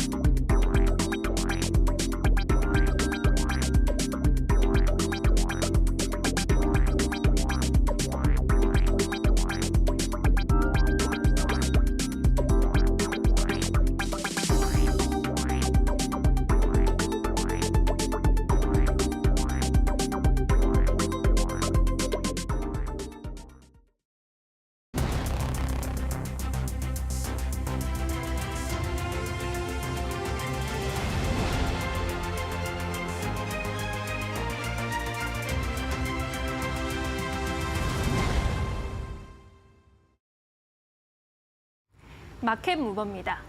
국내 화장품 뷰티업계 빅3 기업들이 엇갈린 3분기 실적을 기록했습니다. 실적의 희비를 가른 주 요인은 무엇이었을까요? 먼저 가장 아쉬웠던 실적은 애경산업 뷰티 부분에서 나왔습니다. 매출이 전년 동기 대비 5.2%가량 줄어들면서 570억 원, 영업이익으로는 5.3%가량 역시 감소한 39억 원을 기록했는데요. 중국에서의 부진이 영향을 많이 주었습니다. 중국 내 소비 위축과 마케팅 투자 확대 영향이 발목을 잡은 것으로 보입니다. 다만 일본의 매출은 현지 오프라인 채널의 확대로 전년 대비 성장세를 나타냈습니다. LG 생활건강의 경우에 뷰티 부문에서 활짝 웃었습니다. 생활용품과 음료 등 모든 사업에서 부진을 했지만 뷰티만 오직 선전세를 나타냈습니다. 매출은 소폭 줄어들었지만 영업이익의 경우 전년 동기 대비 43% 증가를 했고요. 114억 원을 올렸습니다. 해외 매출의 경우에 중국에서 12%, 일본에서 10% 증가하게 됐고요. 고가 브랜드인 더후를 중심으로 온라인의 성장이 돋보였습니다. 북미 매출도 하지만 약세를 보이기는 했습니다. 북미 매출의 경우 15.9% 역성장하면서 1,253억 원 규모를 나타냈고요. 앞으로 이 북미에서의 매출 규모를 끌어올리는 것이 실적 성장의 과제가 될 것으로 보입니다. 한편 아모레퍼시픽은 가장 괄목할 만한 성장세를 보여줬습니다. 영업이익이 무려 200% 넘게 증가하게 됐는데요. 북미에서의 실적 호조 영향이 컸습니다. 아모레퍼시픽의 경우 이번 3분기 북미에서의 매출이 전년 동기 대비 108%나 증가했고요. 유럽과 중동 등 서구권 매출이 300% 넘게 드러나면서 괄목할 만한 성과를 보여줬습니다. 반면 중국에서의 매출은 감소세 이어가면서 35%가량 전년 대비 같은 기간에 감소세를 보였습니다. 이러한 중국에서의 내수 부진에 따른 여파는 국내 화장품 업계를 강타한 지 오래인데요. 따라서 이를 보완할 북미와 일본에서의 성적표가 이번에 중요하게 실적의 희비를 갈랐습니다. 4분기에는 이러한 뷰티 업계에서 시장 다각화 전략이 가속화될 것으로 보이는데요. 특히 미국과 일본을 중심으로 한 전용 신제품을 출시하고 또 주요 리테일 채널 입점 확대 등을 통해서 새로운 전략 마련을 모색할 것으로 보입니다. 이제 4분기 쇼핑 성수기가 다가오고 있습니다. 어떤 지혜로운 전략을 펼칠지 함께 눈여겨보시면 좋겠습니다. 지금까지 마켓무버 전해드렸습니다. 네, 이어서 오늘 시장에서 주목해볼 만한 이슈 함께 짚고 가도록 하겠습니다. 오늘도 두 분과 함께 해보도록 하겠습니다. 지시인포의 박수범 대표 그리고 이데일리온의 박정식 파트너 모셨습니다. 안녕하십니까? 안녕하세요. 네, 저희 너무 자주 보는 것 같아요. 그죠? 오늘은 어떠한 이슈가 있는지 함께 자막으로 만나보도록 하겠습니다. 오늘 이슈는 여러분들 뒤에 보시는 사진에서 아마 눈치채셨겠지만은 화장품주입니다. 어제 장 마감 이후에 아모레퍼시픽이 긍정적인 실적을 발표를 했고 이에 따라서 오늘 관련주가 또 투자 심리가 약간 좀 다시 한번 살아나고 있는 분위기인데 두 가지 선택지가 있습니다. 여전히 주도주다 혹은 오늘 그리고 단기적으로 움직이는 테마다 이 두 가지 선택지 중에 한 가지씩 들어보도록 하겠습니다. 먼저 대표님. 네, 저는 뭐 단기 테마성이라고 말씀을 좀 드립니다. 거기까지 말씀드립니다. 알겠습니다. 먼저 일단 뭐 대답부터 듣고 가겠고요. 박정식 파트너님께서는요. 저도 뭐 단기적으로 일단 보고 있습니다. 오늘 두 분이 마음이 맞으셨어요. 그러면은 박수원 대표님은 네. 어떻게 보십니까?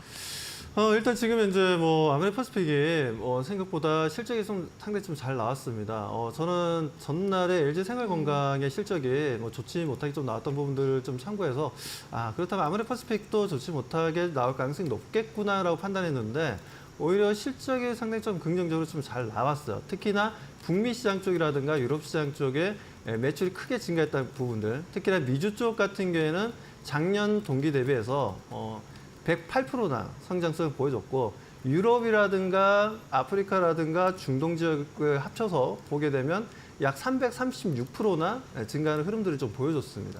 그러면서 좀 전반적으로 아모레퍼시픽의 실적이 좋았는데 좀 안 좋았던 분야는 이제 면세 쪽이었죠. 면세 쪽이 좀 안 좋았고 그다음 좀 온라인 쪽은 또 괜찮았어요. 분위기가 판매량이 상당히 좀 많이 좀 증가되는 흐름들이었기 때문에 그런 부분들을 봤을 때는 주가가 좀 올라가는 게 정상인데 지금 현재 보시는 것처럼 아침에 약 9% 정도의 갭 상승을 하고 난 이후에 계속해서 음봉으로 지금 현재 내려와 있는 상황입니다.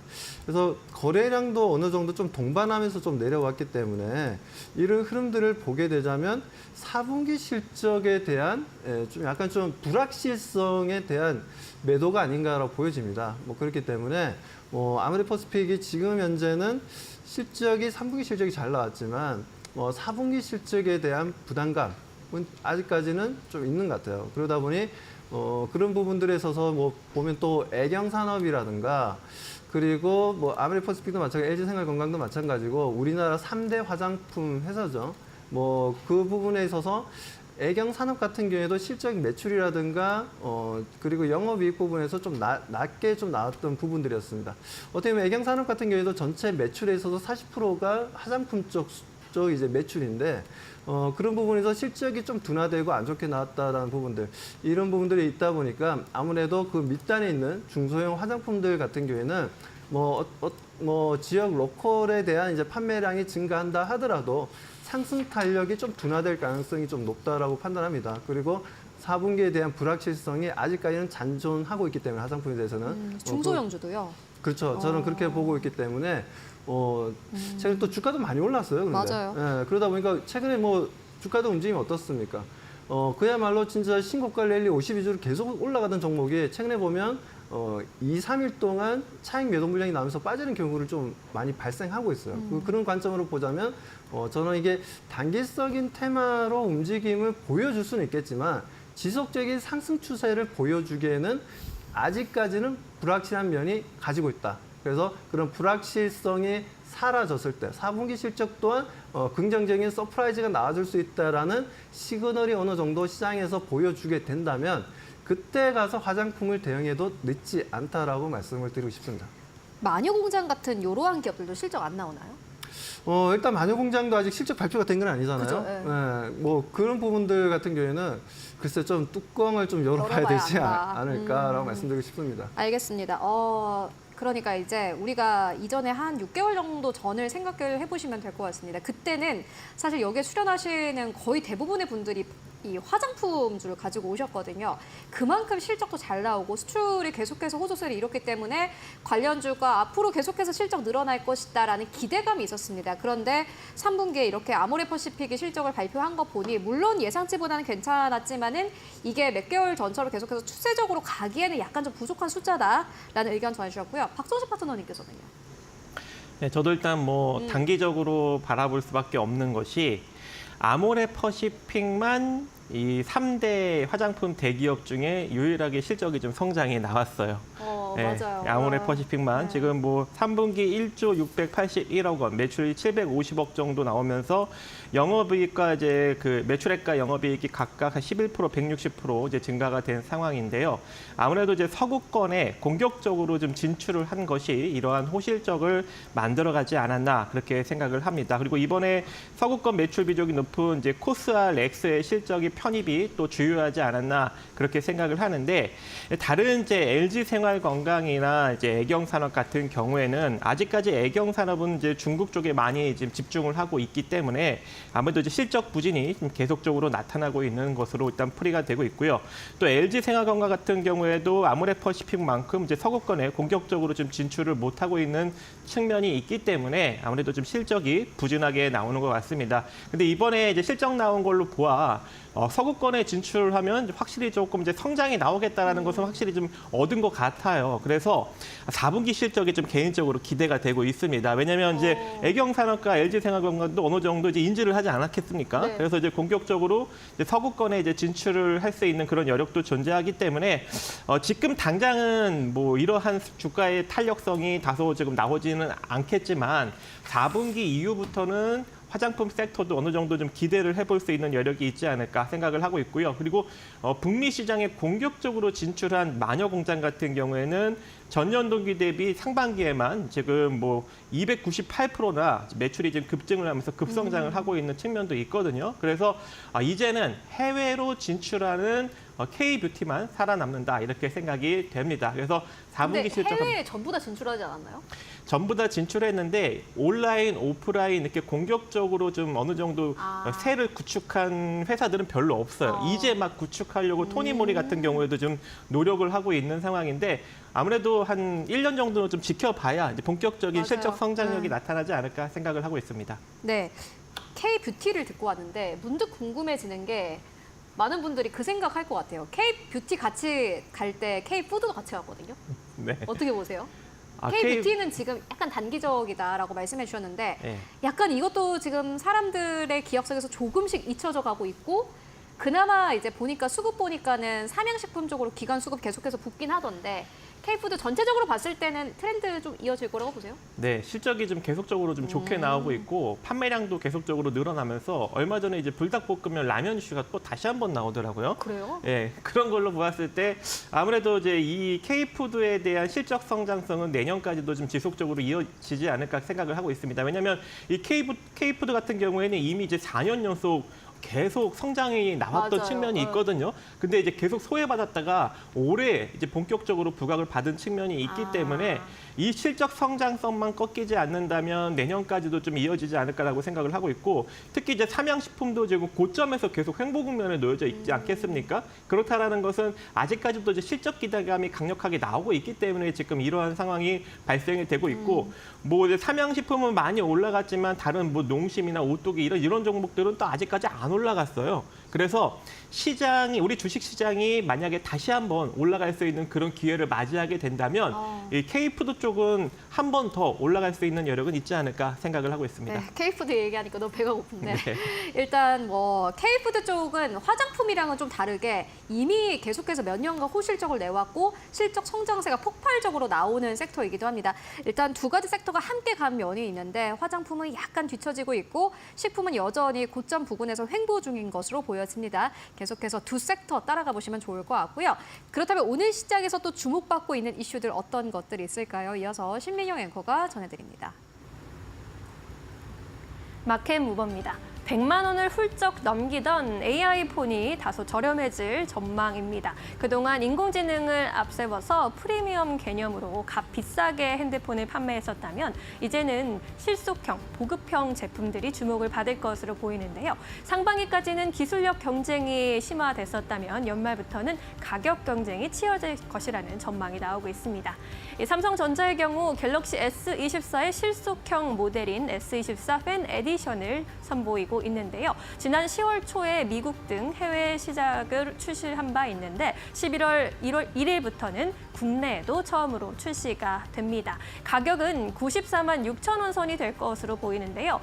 부품의 가격이 인상된 것을 반영해서 지난 S23 FE 대비해서 10만 원가량 인상을 했습니다. 이번에 가격은 조금 줄어들었지만 S24에 들어가는 AI 기능은 그대로 가져왔습니다. 특히 서클 투 서치, 검색하고 싶은 이미지에 동그라미를 그려서 검색하는 기능이 그대로 유지된다라는 점에서 경쟁력을 유지해가고 있다라는 평가를 받고 있습니다.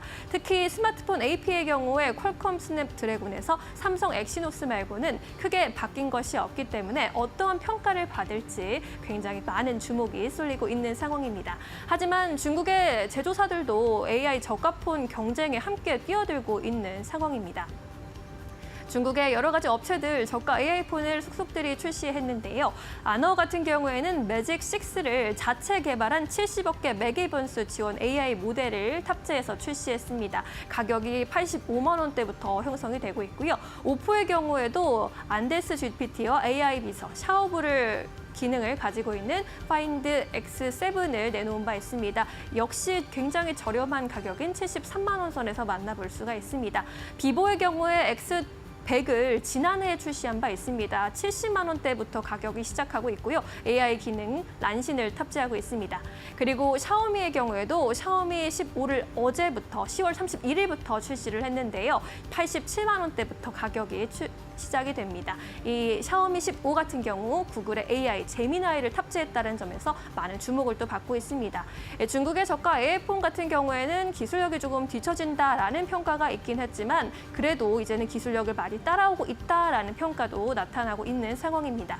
AI폰 출하량 전마 보시면 올해 같은 경우 4,700만 대 수준이지만 2027년에 5억 2,200만 대까지 늘어나면서 4년 수준 사이에 100배 가까이 늘어날 것이다라는 전망이 나오고 있고요. 또 다른 시장조사 업체인 가트너에서는 AI폰 비중이 2025년 32%까지 증가할 것이다라는 전망을 내놓기도 했습니다. 이렇게 계속해서 성장하고 있는 AI폰 시장에서 저가 핸드폰들이 등장하고 있는 상황인데요. 저렴해진 AI폰이 스마트폰 시장에 새로운 바람을 불어올 수 있을지 함께 지켜보시면 좋겠습니다. 마켓무버 함께 하셨습니다. 네, 이어서 오늘 시장에서 또 움직이고 있는 기업들 만나보도록 하겠습니다. 가장 첫 번째 기업으로는 박수범 대표님께서 준비해 오신 한국금융지주입니다. 오늘 77,600원대에서 거래가 되고 있는데 기관 수급이 계속해서 들어오는 기업입니다. 어떻게 보십니까? 네, 뭐 아무래도 지금 이제 금융주들이 지금 이제 코픽스 변동 금리로 우리가 좀 주담대에서 이제 대출받을 때 사용하지 않습니까? 그 부분에 있어서 이제 코픽스에 대한 이제 지수 움직임이 계속 올라가고 있어요. 최근 들어서 분위기가 좀 상승하는 분위기다 보니까 아무래도 기준금리가 내려갔는데도 불구하고 코픽스가 올라간다는 건 그만큼 예대 마진이 높아진다는 거고 그 부분들이 분명 영업 마진에 상당히 좀 긍정적인 역할을 해줄 것으로 좀 판단하고 있습니다. 뭐 그런 부분에서 이제 한국금융지주를 좀 가지고 나왔고요. 지금 현재 수급적으로 보더라도 연기금의 수급이 강합니다. 물론 외국인들은 아직까지 매수를 하고 있지는 않아요.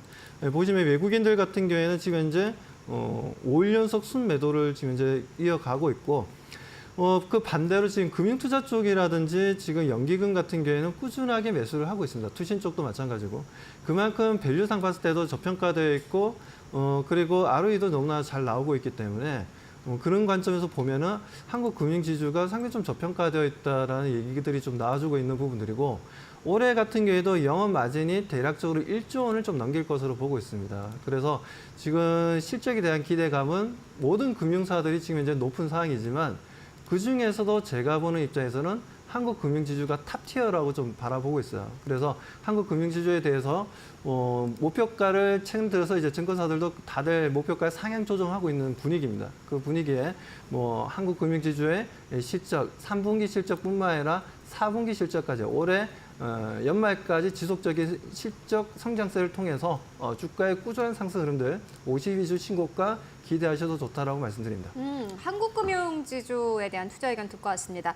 아무래도 실적 자체가 잘 나오고 있기 때문에 그 부분에 좀 집중을 해봐야 된다라는 이야기 듣고 왔고요. 이어서 두 번째 기업 만나보도록 하겠습니다. CS윈드입니다. 박정식 파트너님께서 가지고 오셨는데 1% 넘게 상승세, 오늘 장중에 6만 원대를 또 넘어서기도 했습니다. 이 기업 어떻게 보십니까? 자, 오늘 그 해리스 부통령에 대한 지지율이 또 올라갔다는 소식이 들렸어요. 그래서 이제 신재생 에너지 섹터가 좀 부각을 받으면서 이제 CS윈드가 오늘 좀 강한 상승력을 보였었는데 안타깝게도 장중에 조금 이제 밀리는 그런 흐름이 나왔습니다. 그런데 우리가 이제 계속적으로 좀 부각을 지켜봐야 되는 종목인 것은 지난 이제 2020년에 자본 총계가 4,400억이었어요. 근데 올해는 이제 1조 원이 넘어서는 그런 상황이거든요. 그렇다는 것은 공격적으로 좀 외형 확대를 꾀하고 있고 생산 캐파도 그만큼 지금 키우고 있다는 겁니다. 그래서 빠르게 매출과 영업이익이 급격하게 증가되는 어떤 그런 회사이기 때문에 아무래도 이제 우리나라 시장이 어느 정도 이제 부각을 받을 시기가 된다면 CS윈드는 아무래도 중장기적인 우상향 기조를 만들 가능성이 매우 높은 그런 풍력 발전기 타워를 전문적으로 생산하는 기업이다 이렇게 보시면 될 것 같아요. 이번에 이제 해상 풍력 터빈 제조사인 이 지멘스 감회사와 미국 동부 버지니아주에 설치될 해상 풍력단지 해상 풍력타워 공급 계약을 체결을 하였습니다. 그래서 2,330억 정도 되게 이제 큰 규모이기 때문에 이제 이러한 것들이 이제 본격적으로 이제 해외 수주의 어떤 그런 신호탄을 알리는 그런 긍정적인 의미로 우리가 바라봐도 될 것 같아요. 그리고 최근에 실적을 보아하니 올해 매출액이 한 3조 원이 예상이 되고 있어요. 전년도 매출액만 1조 5천억이었는데 거의 좀 2배 정도 성장이 1년 만에 나타나고 있는 그런 상황이거든요. 그런데 아직까지 주가는 지금 전혀 부각을 받지 못하고 있는 실정입니다. 아무래도 우리의 그 시장이 쉽게 지금 움직이지 못하고 있는 그런 상황이다 보니까 주가가 지금 움직이지 못하고 있는데 아무래도 이 시장 방향성만 잡히게 된다면 이 CS윈드는 그때부터 본격적으로 좀 부각을 받을 수 있지 않을까 생각을 해서 59,000원 이하로 여러분들이 좀 분할 매수 관점으로 가져가시면 좋을 것 같고요. 장기적인 관점으로 충분히 이제 바라봐도 될 만한 종목이기 때문에 일단 88,000원 정도 자리까지 바라보는데 혹여 이제 이 자리를 한다면 그때부터 이제 신고가 행진이 또 중장기적으로 나올 수 있는 여력도 충분한 기업이기 때문에 지금부터 한번 관심 있게 지켜보시기 바라겠습니다. 근데 이게 이제 해리스 트레이드잖아요. 좀 네. 변동성이 크지 않을까요? 일단 대선이 이제 다음 주 화요일이다 보니까 얼마 남지 않았어요. 그렇기 때문에 변동성은 이제 얼마 남지 않은 상황인 거죠. 시간적으로는 얼마 남지 그죠, 않았고 네. 이제는 실적으로 부각을 받을 수 있는 시기가 이제 얼마 남지 않았습니다. 이미 매출이 전년 대비 2배 뻥튀기 되고 있는 상황이에요. 그래서 영업이익과 매출이 이렇게 엄청나게 성장을 한다는 것은 이쪽 이제 신재생 에너지 섹터가 부각을 받게 된다면 당연히 CS 윈드가 탑 티어가 될 수 있는 가능성이 존재하는 거죠. 그래서 우리가 지금과 같이 아직 좀 주가가 움직이지 못할 때 지금부터 모아가시면 추후 시장이 이 종목을 주목할 때 좋은 결과를 만들어갈 수 있지 않을까 생각을 하고 있습니다. 알겠습니다. CS윈드 기대해 보도록 하겠고요. 이어서 다음 기업 바로 만나보도록 하겠습니다. 앞서서 또 박정진 파트너님께서 이야기를 해주셨는데 삼양식품을 또 맞게 가지고 오셨습니다. 오늘 뭐 강보합에서 거래되고 있습니다만은 삼양식품도 역시나 마찬가지로 수급 좋습니다. 외국인들 매수 계속해서 들어오고 있고요. 박수만 대표님께서 삼양식품 가지고 온 건 처음인 것 같아요. 네, 처음입니다. 뭐 삼양식품, 뭐 불닭볶음면 전 세계적으로 많이 판매가 되고 있죠. 네. 까르보 불닭볶음면 판매가 잘 되고 있다는데 솔직히 저는 한 번도 먹어본 적이 없어가지고. 그래도 드셔보셨어야죠. 이거 가지고 오기 전에. 제가 좀 매운 거에 좀 약해가지고. 네. 아무튼, 네. 아무튼 지금 삼양식품이 지금 현재 그렇다면 라면 시장이 지금 현재 분위기가 어떠냐라고 그걸 우리가 좀 판단하는 근거 자료가 좀 될 수가 있는데 지금 올해 1월 달부터 10월 달까지 판매량을 좀 보게 되면요. 그 발표가 됐더라고요. 네, 그렇죠? 발표됐어요. 지금 10억 달러입니다. 10억 달러. 10억 달러면 우리나라 돈으로 했을 때 대략적으로 뭐 1조 4천억 가까이 되죠. 아무튼 뭐 그런 흐름들이기 때문에 뭐 그 부분에 있어서 지금 현재 작년 같은 경우에 이제 9억 달러를 넘어섰었습니다. 작년 매출이. 근데 작년 매출 대비해서도 지금 현재 30%나 더 증가해서 빠르게 작년 매출보다 더 많이 지금 현재 수출 물량을 좀 늘리고 있는 상황이고 올해 연말까지 가게 된다면 전체적으로 약 12억 달러 정도 될 것이다라고 시장에서는 바라보고 있어요. 그렇기 때문에 그런 부분들에 있어서 지금 현재 삼양식품이 다시 한 번 더 주가 상승을 좀 가져갈 가능성이 좀 상당히 높다라고 좀 판단해서 하나의 좀 눌림목이자 다시 한 번 더 추세 상승 전환을 할 수 있는 위치라고 기술적으로 봤을 때 좀 판단해서 좀 가지고 나오게 되었습니다. 아무튼 동사가 지금 현재 이렇듯이 지금 좋은 움직임을 보여주고 있고 해외 쪽 수출 물량도 계속 늘어나고 있다는 부분들. 특히나 이제 중국 쪽이 제일 많이 소비를 하고 있고 제일 많이 수출을 하고 있습니다. 우리가 하고 있는데 바로 다음 주 같은 경우에는 중국의 제12차 전인대 상무위원회가 열리는데 이게 4일부터 8일까지요. 여기서 경기 부양책이 나옵니다. 10조 위안입니다. 엄청난 돈이죠. 우리나라 돈으로 대략적으로 한 190조 달러 정도, 90조 원을 하기 때문에 네. 아무튼 그런 부분들에 있어서 상당히 좀 경기 부양책이 나온다라는 건 네. 아무래도 관련 소비주들의 움직임이 좋지 않겠냐. 그 중에서도 저는 뭐 화장품 쪽보다는 먹거리라든가 아니면 엔터라든가 그리고 뭐 게임이라든가 이쪽이 좋을 것을 보고 있는데 그 중에서 가장 좋게 보는 거는 역시 먹거리라고 좀 판단하고 있습니다. 그 중에서도 삼양식품이 가장 많은 수출을 하고 있는 국가인 중국을 통해서 다시 한 번 더 우리가 실적에 대한 눈높이를 조금 더 높여도 좋지 않을까라고 판단해서 가지고 나오게 되었습니다. 네, 삼양식품 불닭볶음면을 드셔보시진 않았지만 안 먹어봤습니다. 수출 잘 나오는 것만으로도 좋다라고 의견 주셨고요. 박정진 대표님께서 드셔보셨어요? 저는 아주 잘 먹죠. 네. 저는 저도, 골고루 먹고 있습니다. 저도 좋아하는데 이게 한 번 먹으면은 이렇게 주기적으로 조금 당기더라고요. 그래서 저도 이렇게 수출이 잘 나오는 거에 대한 그 마음을 좀 알 것 같다라는 생각이 들고요. 계속해서 또 삼양식품은 사실 주가가 약간 눌리긴 했는데 수급이 괜찮습니다. 계속해서 따라가 보시면 아마 좋은 수익을 얻으실 수 있지 않을까 하는 생각이 들고요. 이어서 마지막 기업 만나보도록 하겠습니다. PC 디렉트라는 기업입니다. 주식시장은 늘 사람을 겸손하게 만드는 게 이런 기업이 있었나? 라는 생각을 제가 이 기업을 보고 하게 됐습니다. 오늘 3% 가깝게 상승세 거의 2,800원대 가깝게 현재 다가서면서 거래가 되고 있는데 이 기업 어떻게 보실까요? 네, 이게 그래픽카드나 이제 메인보드를 판매하는 기업이기 때문에 이게 좀 이제 남자들이 좀 많이 아는 그런 기업이죠. 컴퓨터를 조립하다 보니까. 네. 근데 이 기업이 메인보드랑 그래픽카드만 유통하는 게 아니라 드론도 같이 유통을 합니다. 그래서 프랑스의 페러사, 이 드론 제조사인 페러사와 이 중국 DJI 이런 이제 드론 기업에서 드론을 가져와서 또 유통시키는 사업도 하고 있기 때문에 이 드론 관련 종목으로 최근에 주가가 좀 단기적으로 반짝반짝 치솟는 그런 흐름이 나왔습니다. 이렇게 좀 드론 관련 종목들이 좀 이제 부각을 받는 이유가 있습니다. 바로 이제 우크라이나와 이제 이스라엘 전쟁 양상을 보면 드론으로 주로 드론으로 공격을 지금 많이 하고 있는 상황이거든요. 이번에 이제 공격받는 이제 헤르손 같은 경우에는 밑에는 지뢰가 깔리고 위에는 드론이 날아다녀서 주민들이 상당히 힘들다고 합니다. 무섭네요. 네, 그렇죠. 그리고 이번에 이제 이스라엘이 이제 이란 쪽에 보복을 가하던가 이란 무장 정파의 공격을 가할 때도 드론을 자주 활용하는 모습을 볼 수 있고 또 북한이 최근에 이제 러시아에 파병을 했는데 여기서 최신 드론 전술을 배우고 있다고 합니다. 자, 그렇다라는 것은 거기서 배워와서 누구한테 써먹겠어요? 우리나라한테 써먹겠죠. 그렇기 때문에 이제 드론 관련 섹터가 아무래도 좀 계속적으로 부각을 받을 수 있는 그런 이제 이슈적인 측면이 있지 않을까 생각을 해서 PC 디렉트를 일단 소개를 해드릴까 하는데요.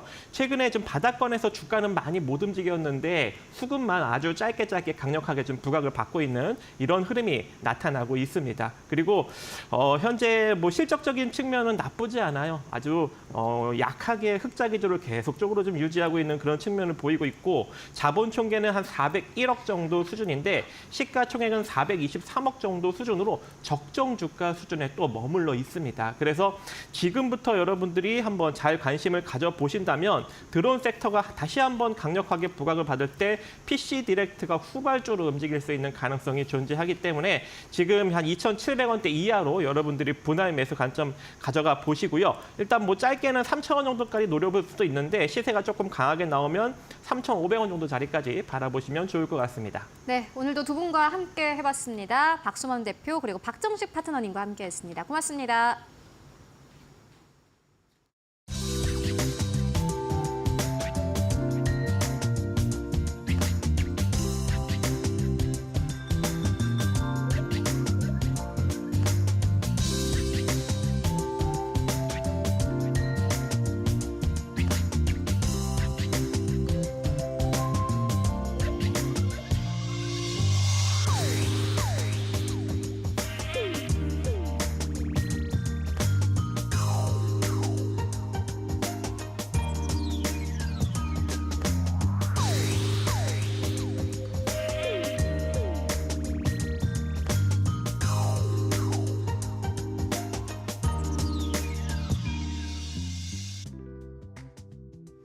네, 마감 전략 세워보고 가도록 하겠습니다. 코스피가 또 급격하게 꺾였습니다. 오늘 관련된 마감 상황 함께 만나보고 갈 텐데요. SK증권 2000지점으로 가보도록 하겠습니다. 서영훈 사장 연결되어 있습니다. 안녕하십니까? 네, 안녕하세요. 네, 오늘 시장 마감 상황 어떻게 보고 계십니까? 네, 오늘 우리나라 시장 상당히 좀 흘러가고 있는 상황입니다. 지금 현재 구간에서 급격하게 좀 시장이 좀 약세 전환되는 모습들을 좀 보이고 있는 상황인데요. 대외적인 이슈도 그렇겠습니다만 전반적으로 투심 자체가 좀 좋지 못한 모습들을 좀 이어지고 있고 특히나 좀 코스닥의 좀 낙폭이 더 크게 좀 나오는 모습들을 보이면서 상당히 좀 어려운 장세가 이어지고 있습니다. 아무래도 좀 금요일장의 영향과 더불어서 뭐 로봇주들의 하락이라든가 섹터별의 약세도 함께 좀 동반되는 모습들이다라고 좀 볼 수가 있겠고요. 다음 주에 특히나 이제 미국 대선을 앞두고 있는 상황이다 보니 여기에 대한 하락세가 좀 계속해서 좀 이어지고 있는 상황입니다. 그래서 외국인 수급도 장 초반에는 좀 들어오는 모습들이 있었습니다만 이런 부분들이 좀 강하게 이어지지는 못하고 있는 상황이라는 점을 감안해 보면 시장 참여자들 역시 지금 현재 구간에서는 상당히 좀 불확실성에 대한 것에 대해서 좀 회피 성향이 좀 강하게 나타나주고 있지 않나라고 생각이 듭니다. 그렇기 때문에 지금 현재 구간에서는 다음 주도 좀 현재와 크게 다르지 않은 상황 속에서 쉽지 않은 장세가 좀 이어질 가능성이 높다라고 좀 판단을 하고 있고요. 다만 또 그렇다고 해서 큰 매도폭이 이어지고 있지 않은 점을 감안해 본다라면 지금 보유 종목에 대해서 크게 좀 대응을 한다거나 매도 관점보다는 좀 관망세로 좀 유지를 하는 게 맞지 않을까라고 생각을 하고 있습니다. 지금 손절을 할 필요는 없다. 지금 지수가 더 빠지기보다는 일단 다음 주까지 관망세 이어질 거다. 이렇게 말씀해 주셨는데요. 그렇다면 오늘 보시는 기업 있으실까요? 네, 오늘 관심 있게 보고 있는 종목은 어저께도 좀 소개를 해드렸던 종목인 코스맥스를 다시 한번 말씀드릴 수 있겠고요. 오늘 같은 시장에서도 상승 전환을 했습니다. 3분기 실적에 대한 기대감이 있다라고 우선 말씀을 드릴 수 있겠고, 특히나 좀 동남아 시장 매출 증가와 중국 소비에 대한 증가가 함께 이어질 수 있다라는 점이 좀 긍정적으로 생각을 해볼 수가 있겠습니다. 기술적으로도 좀 볼 필요가 있을 것 같은데요. 122 이동평균선이 좀 지지를 해주는 모습이 계속해서 나타나주고 있습니다. 거기에 더불어 외국인 기관 매수가 함께 따라 들어오고 있다는 점을 감안해 보면 장기 매물대 돌파 이후에 강한 상승을 좀 노려볼 수 있기 때문에 현재 구간에서 그래도 어려운 시장에서 그래도 좀 안전하게 관심을 가져볼 수 있는 중장기로도 가능하고요. 단기로도 가능한 종목이 아닐까라고 생각하고 있습니다. 네, 코스맥스에 대한 투자 의견 듣고 왔습니다. 말씀 고맙습니다. 네, 감사합니다. 네, 이제 마감의 기술로 들어가 보도록 하겠습니다. 이데일리온 곽유정 파트너와 함께 하시죠. 안녕하세요. 네, 안녕하세요. 네, 앞서도 이제 듣고 왔지만 시장이 급격하게 또 약세로 전환하는 모습이네요. 네. 시장이 오늘도 어렵습니다. 어떻게 보셨을까요? 아, 진짜 외국인의 순매도가 네. 지금 한 6, 7거래일 정도 또 지속되고 있거든요. 제가 지난달부터 지지난달이었을까요? 9월 달부터 계속 말씀드렸던 것 같아요. 외국인 순매도가 너무 계속 지속되고 있다. 외국인 순매수가 들어올 때까지 좀 기다려보자. 이런 말씀을 드렸는데 외국인이 지금 순매수가 연속적이지 못합니다. 네. 네, 보시다시피 들어오더라도 뜨문뜨문 들어오는 그런 모습이거든요. 그래서 좋다 말게 바로. 네, 그렇기 그리고 때문에 오늘 7거래일 연속 매도네요. 네네, 지금 동시호가 기준으로는 428억 정도인데 이것도 끝나고 나면 또 다시 또 재집계가 되니까요. 그런 부분들까지 고려해봤을 때 이 외국인의 엑소더스가 대탈출이라는 뜻이잖아요. 그런 이제 의미에서 지금 국내 증시가 여전히 좀 소외받고 있는 그런 모습들이 계속 증시에서 좀 두드러지게 나타나고 있는 부분이지 않나라는 생각이 들고요. 사실 이렇게 큰 자금이 빠져나가면 개인이 아무리 물타기를 하고 추매를 한다고 해도 추풍 낙엽처럼 떨어지는 주가를 방어할 수가 없습니다. 그렇기 때문에 이 국내 증시가 지금 난이도가 많이 올랐다 이런 이야기들이 지금 많이 나오고 있거든요. 저도 전문가 하면서 2018년도, 19년도 그리고 2020년도 코로나 팬데믹 그 3월달 그 쇼크 왔을 때까지 2, 3년 정도의 또 긴 하락도 우리 시청자분들과 같이 또 브리핑을 도와드리면서 왔었는데 그때와 지금을 비교한다면 그때가 그냥 커피라면 특히 올해 증시 같은 경우에는 거의 TOP급인 것 같다. 그런 생각을 할 정도로 네. 올해 증시 너무 많이 지금 힘들다고 생각하시는 우리 투자자분들 그 생각 맞으시고요.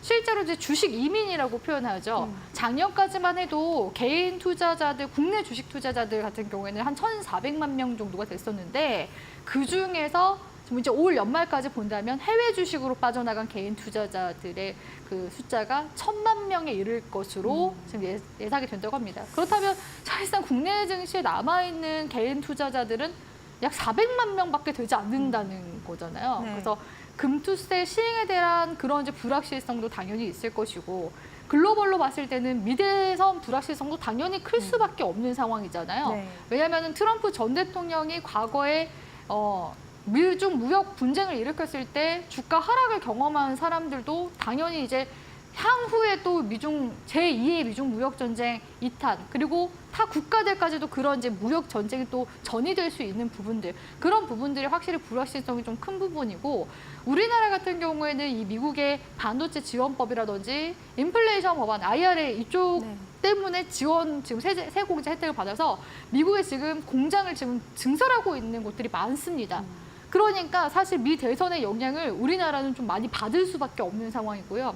특히 지금 지정학적 리스크도 계속 좀 부각이 되고 있으니까 더더욱 계속 고립이 될 수밖에 없는 그런 상황이었다고 볼 수 있을 것 같아요. 다만 이제 11월 달이 변곡이 좀 되지 않을까라고 네. 생각이 드는 게 첫 번째 그 미국 대선에 대한 불확실성이 이제는 거쳐진다라는 점 긍정적으로 볼 수 있을 것 같고 이제 당정 쪽에서도 이제 결단 낸다고 금투세 관련해서 결단 낸다고 이야기를 하고 있기 때문에 늦어도 11월 중순에서 이제 말쯤에는 결과가 나올 거거든요. 네, 그때 나오지 않으면 시간이 이제 없습니다. 그래서 이달에는 정말 더 중요한 그런 이제 이벤트가 있을 것으로 보여지기 때문에 이러한 불확실성만 좀 거치게 된다면은 증시가 이제 더 빠질 가능성이 좀 제한적이에요. 여기서 더 악재가 나올 게 없습니다. 진짜 북한에서 들어오지 않는 이상 네.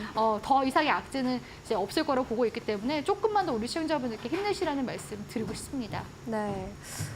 그렇습니다. 오늘 마감 상황 함께 정리해 보도록 하겠습니다. 코스피 지수가 급격하게 낙폭을 좀 키우더니 현재 0.53%대에 마감을 할 것으로 보입니다. 전일 대비 약 13포인트가량 빠질 것으로 보이면서 2,543선에서 마감 기다리고 있고요. 코스닥은 2% 가까이 밀려나고 있네요. 수급 좀 볼까요? 코스피에서 외국인과 기관의 동반 매도 우위 확인이 되고 있습니다. 기관의 매도 물량이 오늘은 더 큰 상황이고요. 개인 나홀로 2천억 원대 순매수세 집계가 되고 있습니다.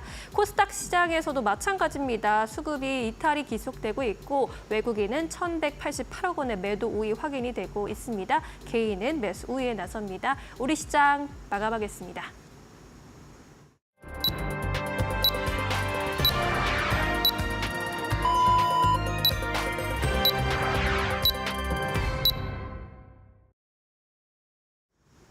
네, 11월 1일 금요일장 모두 다 마무리가 됐습니다. 여러분들 오늘도 그리고 이번 주도 고생 많으셨습니다. 오늘은 11월의 첫 거래일인데요. 반면에 10월의 마지막 거래일을 모두 마친 뉴욕 증시는 간밤에 모두 다 일제 급락하면서 거래를 마감을 했습니다. 국제 유가는 올랐습니다. 1% 가깝게 상승하면서 또 거래를 마감을 했는데 오펙 플러스가 12월 이후로 이 증산을 연기할 수 있다라고 밝히면서 국제 유가의 변동성은 커지고 있고요. 반면에 금값은 또 내렸습니다. 전체적인 시장 상황 자체가 하루에 일희일비하는 흐름을 보여주고 있습니다. 다음 주 대선까지는 아마 계속해서 이러한 흐름이 이어지지 않을까 싶은데요. 관련된 오늘 시장 상황 함께 전체적인 흐름 만나보도록 하겠습니다. 네, 오늘 일단은 단기 테마 쪽으로 봤을 때 바이오 쪽 전반적으로 좋았고요. 장기 테마적으로 봤을 때도 이슈가 있는 바이오 쪽이 괜찮았습니다. 드론 쪽도 오늘 시장이 좀 움직였고요. 앞서서 말씀드렸습니다만 국제 유가가 움직였습니다. 에너지 쪽 오늘 강력하게 움직였습니다. 1% 이상의 강세 흐름으로 거래를 마감을 했습니다. 오늘 상한가 안착한 기업들도 몇몇 눈에 띄네요. 한국 페로렐 상한가 안착을 했고요. SCM 생명과학 상한가 안착했고 경남제약 상한가 안착을 했습니다. 삼현도 오늘 상한가 안착을 했고요. 루미르 두 자릿수 이상의 급등세, B2N 두 자릿수 이상의 급등세, 유비케어 19%, 펜트론이 14% 넘게 상승세, 레뷰코퍼레이션이 12% 넘게 상승 흐름을 보였습니다. 오늘 전반적으로 봤을 때 제약 바이오 쪽이 그나마 좀 강력했던 것으로 보여집니다. 그렇다면 오늘 시장 지수는 어느 정도에서 마감했을까요? 마감 지수 상황 함께 만나보시죠. 네, 오늘 양시장이 일제히 하락하면서 거래를 마감을 했는데 코스피가 0.5% 하락으로 거래 마감했습니다. 2,542선에서 거래 마감했고요. 계속해서 주가의 좀 변동성이 컸습니다. 코스피 상승으로 전환을 했다가 다시 한번 빠지기도 했고요. 결국에 오늘 좀 출발했던 선과 거의 비슷한 선에서 거래 마감했습니다. 오늘 코스닥 지수는 1.8% 이상 하락하면서 어제 또 코스피가 하락할 때 코스닥이 나홀로 상승 흐름으로 거래 마감했기도 했는데 어제 상승폭을 모두 다 반납을 했고 오히려 추가적인 하락세가 나왔습니다. 주가가 2% 가깝게 빠졌네요. 733마저 이탈하면서 오늘 거래 마감했습니다. 코스피도 역시나 마찬가지 2,600선 아래에서 거래 마감한 점이 좀 아쉽습니다. 그렇다면 오늘 코스피 1위권부터 5위권까지는 어땠을까요? 함께 만나보시죠. 네, 오늘 1위권부터 5위권까지 삼성전자, SK하이닉스 밀렸습니다. LG엔솔 그나마 좀 반등 흐름이 나왔는데 반발 매수세 들어왔고요. 삼성바로직스 약보합에서 거래 마감했습니다만 양봉으로, 현대차도 양봉으로 거래 마감했습니다. 6위권부터 10위권까지 좀 함께 만나보시죠. 삼성전자, SK하이닉스 주가 흐름 자체가 오늘 좀 좋지 않았던 가운데서 6위권부터 10위권까지 흐름은 괜찮았네요. 기아의 경우에는 2.6% 넘게 상승하면서 거래를 마감을 했습니다. 94,300원대에서 종가 형성 했습니다. 현대차와 기아는 실적을 발표한 이후로 주가가 사실 이렇다 할 움직임을 보여주지 못했습니다. 오늘 시장에서는 그래도 반발 매수세가 좀 들어왔고요. 전체 지수 레벨에 대한 부담이 없는 상황 속에서 오늘 완성차 쪽으로 매수가 들어오는 게 특징이고 KB금융 1.6% 넘게 상승세, 또 지난주에 급등 흐름이 나왔다가 사실 어제까지는 또 이 금융주들의 흐름이 좋지 않았는데 오늘 다시 한번 상승 탄력이 강하게 나왔습니다. 포스코홀딩스 강보합권에서 종가 형성했습니다. 코스닥 1위권부터 5위권까지를 함께 만나보시죠. 네, 코스닥 1위권부터 5위권까지 오늘 에코프로 BM이 0.4% 약보합에서 거래 마감했습니다. LNF도 오늘 실적을 발표를 했는데 역시나 예상대로 영업 손실을 기록을 했습니다. 전년 대비해서 다시 한번 적자로 전환이 된 상황이고요. 에코프로 계열사들도 역시나 마찬가지로 실적을 발표를 했습니다. 양극재 쪽, 음극재 쪽 계속해서 실적을 발표를 하고 있는 상황인데 특히나 LNF 같은 경우는 최근에 테슬라가 오르면서 함께 또 급격하게 상승 탄력을 보여준 바 있습니다. 다만 실적으로는 계속해서 부진하다라는 점, 숫자는 안 나온다라는 점, 이 부분을 확인해 보시면 좋을 것 같고요. 다만 숫자는 안 나오고는 있습니다만은 그럼에도 불구하고 지금의 밸류에이션에 대해서 부담이 없기 때문에 지금도 반발 매수세가 강력하게 들어오는 장이기도 합니다. 계속해서 뭐 숫자나 혹은 밸류에 어느 쪽에 조금 더 무게를 둘지 함께 확인해 보시면 좋을 것 같고요. 에코프로 1% 넘게 상승세, HLB 3% 넘게 내렸고 리가캔바이오가 최근 들어서 급등락이 좀 심합니다. 오늘 7%가 넘게 내리면서 거래 마감했네요. 6위권부터 10위권까지 좀 함께 만나보시죠.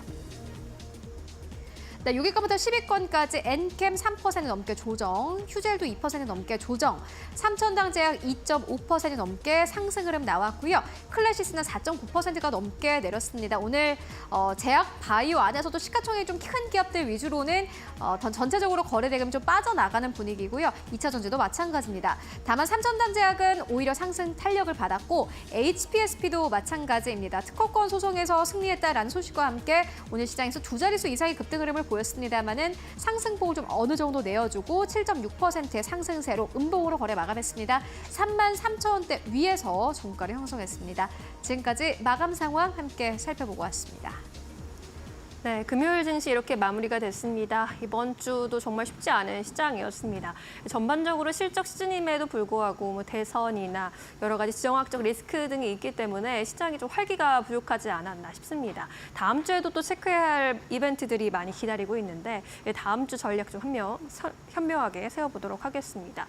파트너님, 이제 다음 주에 대선도 기다리고 네. 있고 FOMC도 있고 또 볼 게 많은 한 주가 될 것 같네요. 일단 다음 주 우리가 좀 지켜봐야 되는 가장 큰 빅 이벤트 정말 많다고 볼 수 있을 것 같은데 일단 저는 슈퍼 위크라고서 명명을 하고 싶고요. 대외 이벤트들이 굉장히 좀 산적한 상황입니다. 하나씩 브리핑 좀 도와드리자면 일단은 11월 5일 현지 시간으로는 이제 5일이고요. 우리나라 시각으로 봤을 때는 한 6일 정도경 될 것 같은데 미국 대통령 선거가 있습니다. 대선이 이제 끝나면은 어느 정도 이제 불확실성이 거칠 가능성이 높기 때문에 우리 시청자분들께 다음 주 주 초반까지는 좀 변동성 참으면서 증시 좀 바라보시라고 조언을 드리고 싶고요.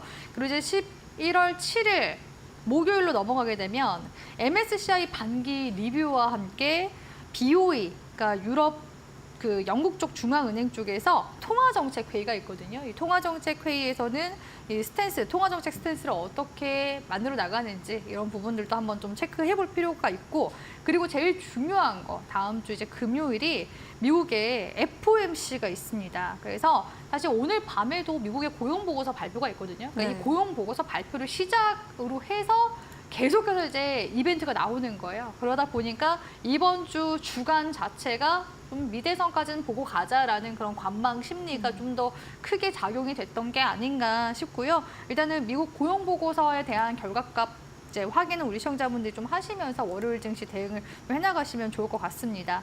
그리고 이제 국내 같은 경우에도 지금 실적 발표 시즌이잖아요. 다음 주 같은 경우에는 주요 기업으로 따졌을 때 게임 기업들이 많이 발표를 합니다. 월요일부터 이제 NC소프트 발표를 시작으로 해서요. 크래프톤 같은 경우에도 이제 목요일에 발표를 하더라고요. 이 부분도 체크하시고, 엔터주 같은 경우에는 최근에 로제 아파트부터 시작해서 또 여러 이제 걸그룹들 컴백 이런 이제 소식들까지 지금 또 나오면서 지금 계속해서 또 시장에 또 주목을 받고 있는 상황이에요. 오늘 같은 경우에도 YG 엔터테인먼트 주가가 또 상승세가 나오기도 했었고요. 그렇기 때문에 엔터주들 같은 경우 실적 한번 체크해 주시면 좋을 것 같은데 화요일에 하이브와 SM 또 실적 발표가 있습니다. 그래서 이 부분들 우리 시청자분들이 일단은 실적 발표 시즌인 만큼 실적에 대한 부분들도 좀 확인을 하면서 가셔야 되지 않을까라고 보고 있기 때문에 제가 말씀드린 이런 이제 주요 이벤트들 잘 확인을 하시면서 가셨으면 좋겠고요. 사실 이제 다음 주 또 넘어가면은 다다음 주도 이벤트가 또 굵직한 게 또 계속 기다리고 있거든요. 네. 일단 뭐 일례로 11월 11일 같은 경우에는 블랙 프라이데이이자 중국의 또 광군제가 시작됩니다. 그러니까 쇼핑데이가 또 있는 만큼 올 상반기에 또 시장의 또 주도 그 섹터로 부각이 됐었던 화장품 관련 섹터들, 이런 화장품 관련 섹터들이 지금 이제 쇼핑데이 이후에 매출액 이런 이제 부분들이 또 발표가 나오면서 네. 순환매가 나오잖아요. 그래서 오늘 같은 경우에도 화장품 관련 섹터 중에서 일부 종목들이 화장품 지금 기업들이 지금 수출 쪽으로 성과가 지금 계속 나오고 있는 중이라서 계속해서 이런 관련 모멘텀을 좀 타주지 않을까 싶은 그런 움직임이 오늘 일단 나왔기 때문에 다다음 주 이런 쇼핑에 대한 이런 이벤트들도 주목을 해볼 필요가 있고, 또 경제 지표로 봤을 때는 다다음 주 또 미국의 CPI와 PPI가 또 있거든요. 그렇기 때문에 이번 달 이제 기점으로 해서 증시 방향성이 좀 더 뚜렷해지고, 그 다음에 또 주도 섹터도 같이 함께 또 움직임이 나올 수 있을 만한 그런 환경이 또 조성이 될 가능성이 높기 때문에 우리 시청자분들께 일단 다음 주까지는 좀 분위기를 좀 확인하면서 가자라고 해서 시장 전략 도와드리도록 하겠습니다. 네, 잘 알겠습니다. 이제 다음 주 시초가 공략주로는 어떤 종목 준비하셨을지 마지막으로 여쭤보도록 하겠습니다. 네, 일단 뭐 앞서 말씀드렸다시피 지금 화장품 섹터들 오늘 좀 움직임이 나왔다라고 말씀을 드렸는데, 오늘 화장품 관련주 가지고 왔습니다. 에이블 CNC라는 기업을 가지고 왔는데요. 오늘 이제 중소기업 수출이 역대 최대치를 찍었는데 그 중에서도 화장품 품목이 여전히 지금 수출이 계속 흑자를 내고 있다라는 이슈가 나왔거든요. 그래서 관련 종목을 일단 또 보시는 게 또 중요하고, 사실 대세 사이클이라는 게 쉽게 무너지진 않거든요. 처음에 이제 방산 종목들 수출 관련 모멘텀 나왔을 때 이거 너무 주가가 높이 올라간 거 아니냐라는 이야기가 나왔는데 그대로 지금 한 2년 정도 내리 지금 주가 상승세가 나오고 있습니다. 그렇기 네. 때문에 수출 모멘텀을 타고 있는 이런 이제 기업들은 계속 우리 시청자분들 지켜보는 게 좋고요. 오늘 이제 그런 관점에서 에이블 CNC라는 종목을 가지고 왔는데, 최근에 들어서 제가 다시금 이제 에이블 CNC 계속 방송에서 말씀을 많이 드리는 것 같습니다. 왜냐하면 또 장도 안 좋잖아요. 네. 우리 지금 국내에 있는 개인 투자자들이 미국 시장으로 계속 많이 빠져나가고 있다. 앞서서 브리핑 도와드렸었는데 사실 미국 장으로 또 빠져나가는 이유 중 하나가 미국에서는 배당을 잘 줍니다. 네. 분기마다도 배당을 주지만 월마다 주는 그런 고배당주, 뭐 ETF 이런 상품들이 너무 잘 돼 있거든요. 그렇기 때문에 이제 우리나라도 밸류업을 하자 해서 배당 관련된 이제 이런 주주 친화적인 정책을 지금 내세우는 거라고 볼 수가 있는데, 그래도 이왕 주는 배당 조금 더 높은 수익률로 받으면 좋지 않겠습니까? 이 에이블 CNC 같은 경우에는 배당 수익률이 지난해 기준으로 해서 21%를 찍었습니다. 높네요. 어마어마한 수준이라고 볼 수 있고요. 보통 이제 고배당주 투자하시는 분들 같은 경우에는 사실 주가의 뭐 변동으로 인해서 시세 차익을 거두기보다는 배당을 목적으로 들어가시는 분들이 많아요. 그리고 지금처럼 장이 안 좋을 때는 사모펀드 쪽에서 투자한 그런 상장사들의 배당 수익률을 잘 보면 배당 수익률이 높은 기업들이 꽤 있거든요. 일례로 에이블 CNC 같은 경우에도 이 사모펀드사가 IMM 프라이빗 에쿼티라는 곳인데, 한샘 같은 경우에도 작년 배당 수익률이 8%가 넘어갔고요. 그러니까 적금 붙는 것보다 훨씬 낮습니다. K카 같은 경우 한은컴퍼니가 사모펀드인데 거기는 6.5%, 현대 엘리베이 같은 경우는 H&Q 코리아가 사모펀드 쪽 이제 하는 투자하는 기업인데 배당 수익률 9%. 그러니까 이런 부분만 우리 시청자분들이 좀 확인하시더라도 나중에 향후 또 이제 결산 배당을 받거나 분기 배당을 받는 데 있어서도 용이하게 이런 이제 투자를 또 이어나가실 수가 있거든요. 그렇기 때문에 고배당을 줄 때 우리 시청자분들도 잘 챙겨갈 수 있을 만한 그런 이제 기업이 에이블 CNC가 아닌가라고 보고 있고요. 네. 화장품 수출 모멘텀 좋습니다. 이 에이블 CNC에서 가지고 있는 브랜드, 대표적인 브랜드가 미샤, 어퓨라고 볼 수가 있고요. 어퓨 같은 경우에는 지금 다이소에 또 입점이 되어 있는데, 어퓨에서 또 만든 그런 이제 상품들이 그 다이소 또 품절 대란 그 화장품 제품들 중에 또 하나예요. 네. 그렇기 때문에 이런 지금 모멘텀을 또 타고 있기 때문에 이 에이블 CNC의 그런 이제 최대 주주인 사모펀드사 쪽에서도 기존엔 매각을 하려고 했다가 지금 계속해서 매출이 잘 나고 있고 업황 사이클을 타고 있기 때문에 매각을 또 철회를 하기도 했었거든요. 대신에 계속 밸류업, 주주 친화적인 정책을 펼쳐 나가겠다. 그렇게 해서 기업의 가치를 더 키우겠다라는 의도죠. 그런 의도를 우리 시청자분들이 좀 역으로 잘 이용하신다면 또 좋은 성과를 내실 수가 있기 때문에 에이블 CNC를 잘 보셨으면 좋겠고요. 지금 현재 구간에서 그냥 단기적으로만 전 접근할래요 하시는 분들 있잖아요. 뭐 다다음 주 쇼핑 관련된 그 이벤트도 있고요. 그런 관점에서 봤을 때는 지금 단기 지지 구간이 굉장히 좀 명확한 편이죠. 그래서 우리 시청자분들 손절가 6,800원 구간대 좀 널널하게 좀 잡아가시면서 상단으로는 사실 8,000원 넘어서면은 추세가 완전히 또 상방으로 전환이 될 가능성이 높거든요. 그래서 단기 매물 때 일단 8,000원 구간대 잡고 대응해 보셔라라고서 조언 드리도록 하겠습니다. 네, 화장품주가 이제 수출 모멘텀으로 대세 사이클을 타고 있는 데다가 이 기업은 정말 주주 친화적인 기업이다라고 설명을 해주셨네요. 배당 수익률이 20%대 나타내고 있다라는 점 기억해 보시면 좋을 것 같습니다. 미샤와 어퓨 등을 보유하고 있는 에이블 CNC 함께 살펴봤습니다. 오늘 말씀 잘 들었습니다. 고맙습니다.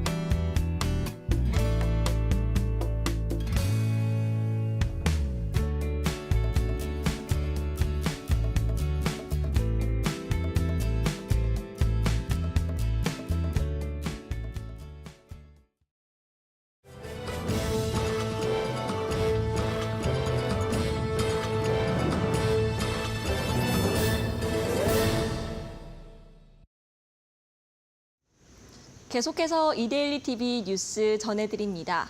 한국의 10월 수출이 4.6% 증가하면서 수출이 13개월 연속 증가세를 유지했습니다.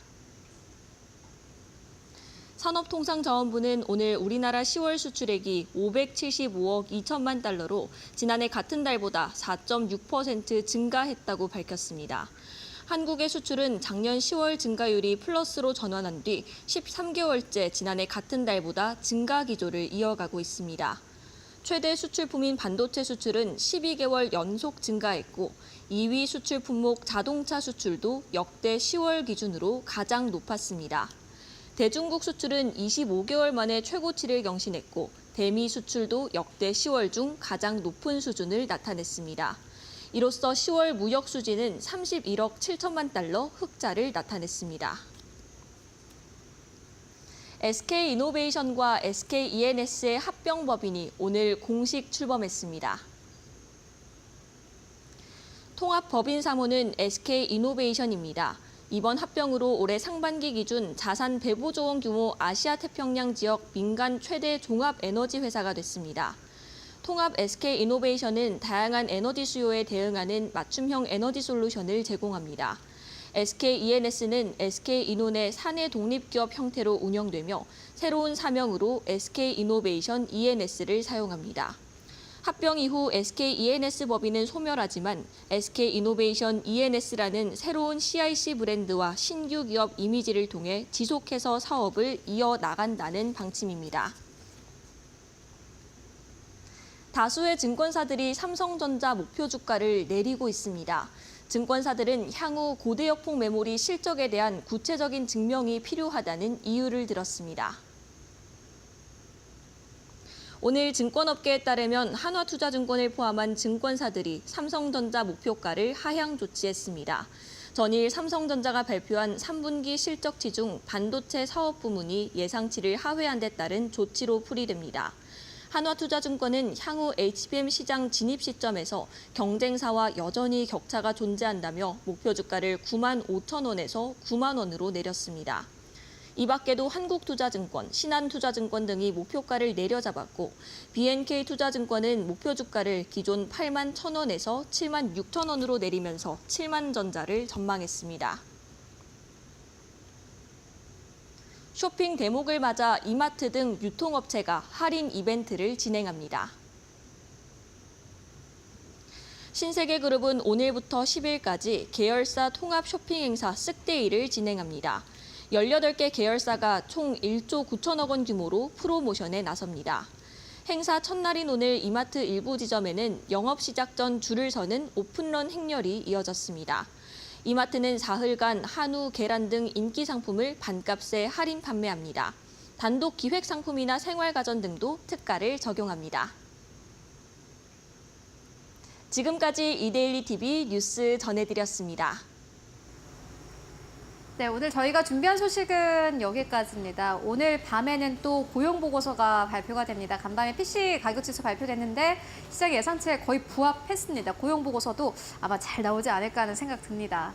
네, 다음 주 월요일부터는 우리 증시가 야심차게 준비해왔던 밸류업 ETF가 또 첫 출발을 예고하고 있습니다. 국내 증시의 기초적인 체력을 높아줄 수 있는 계기가 될 수 있을지 함께 지켜보시죠. 저희는 다음 주에 더 좋은 투자 정보 들고 다시금 찾아뵙겠습니다. 네, 시청해주신 여러분 모두 고맙습니다.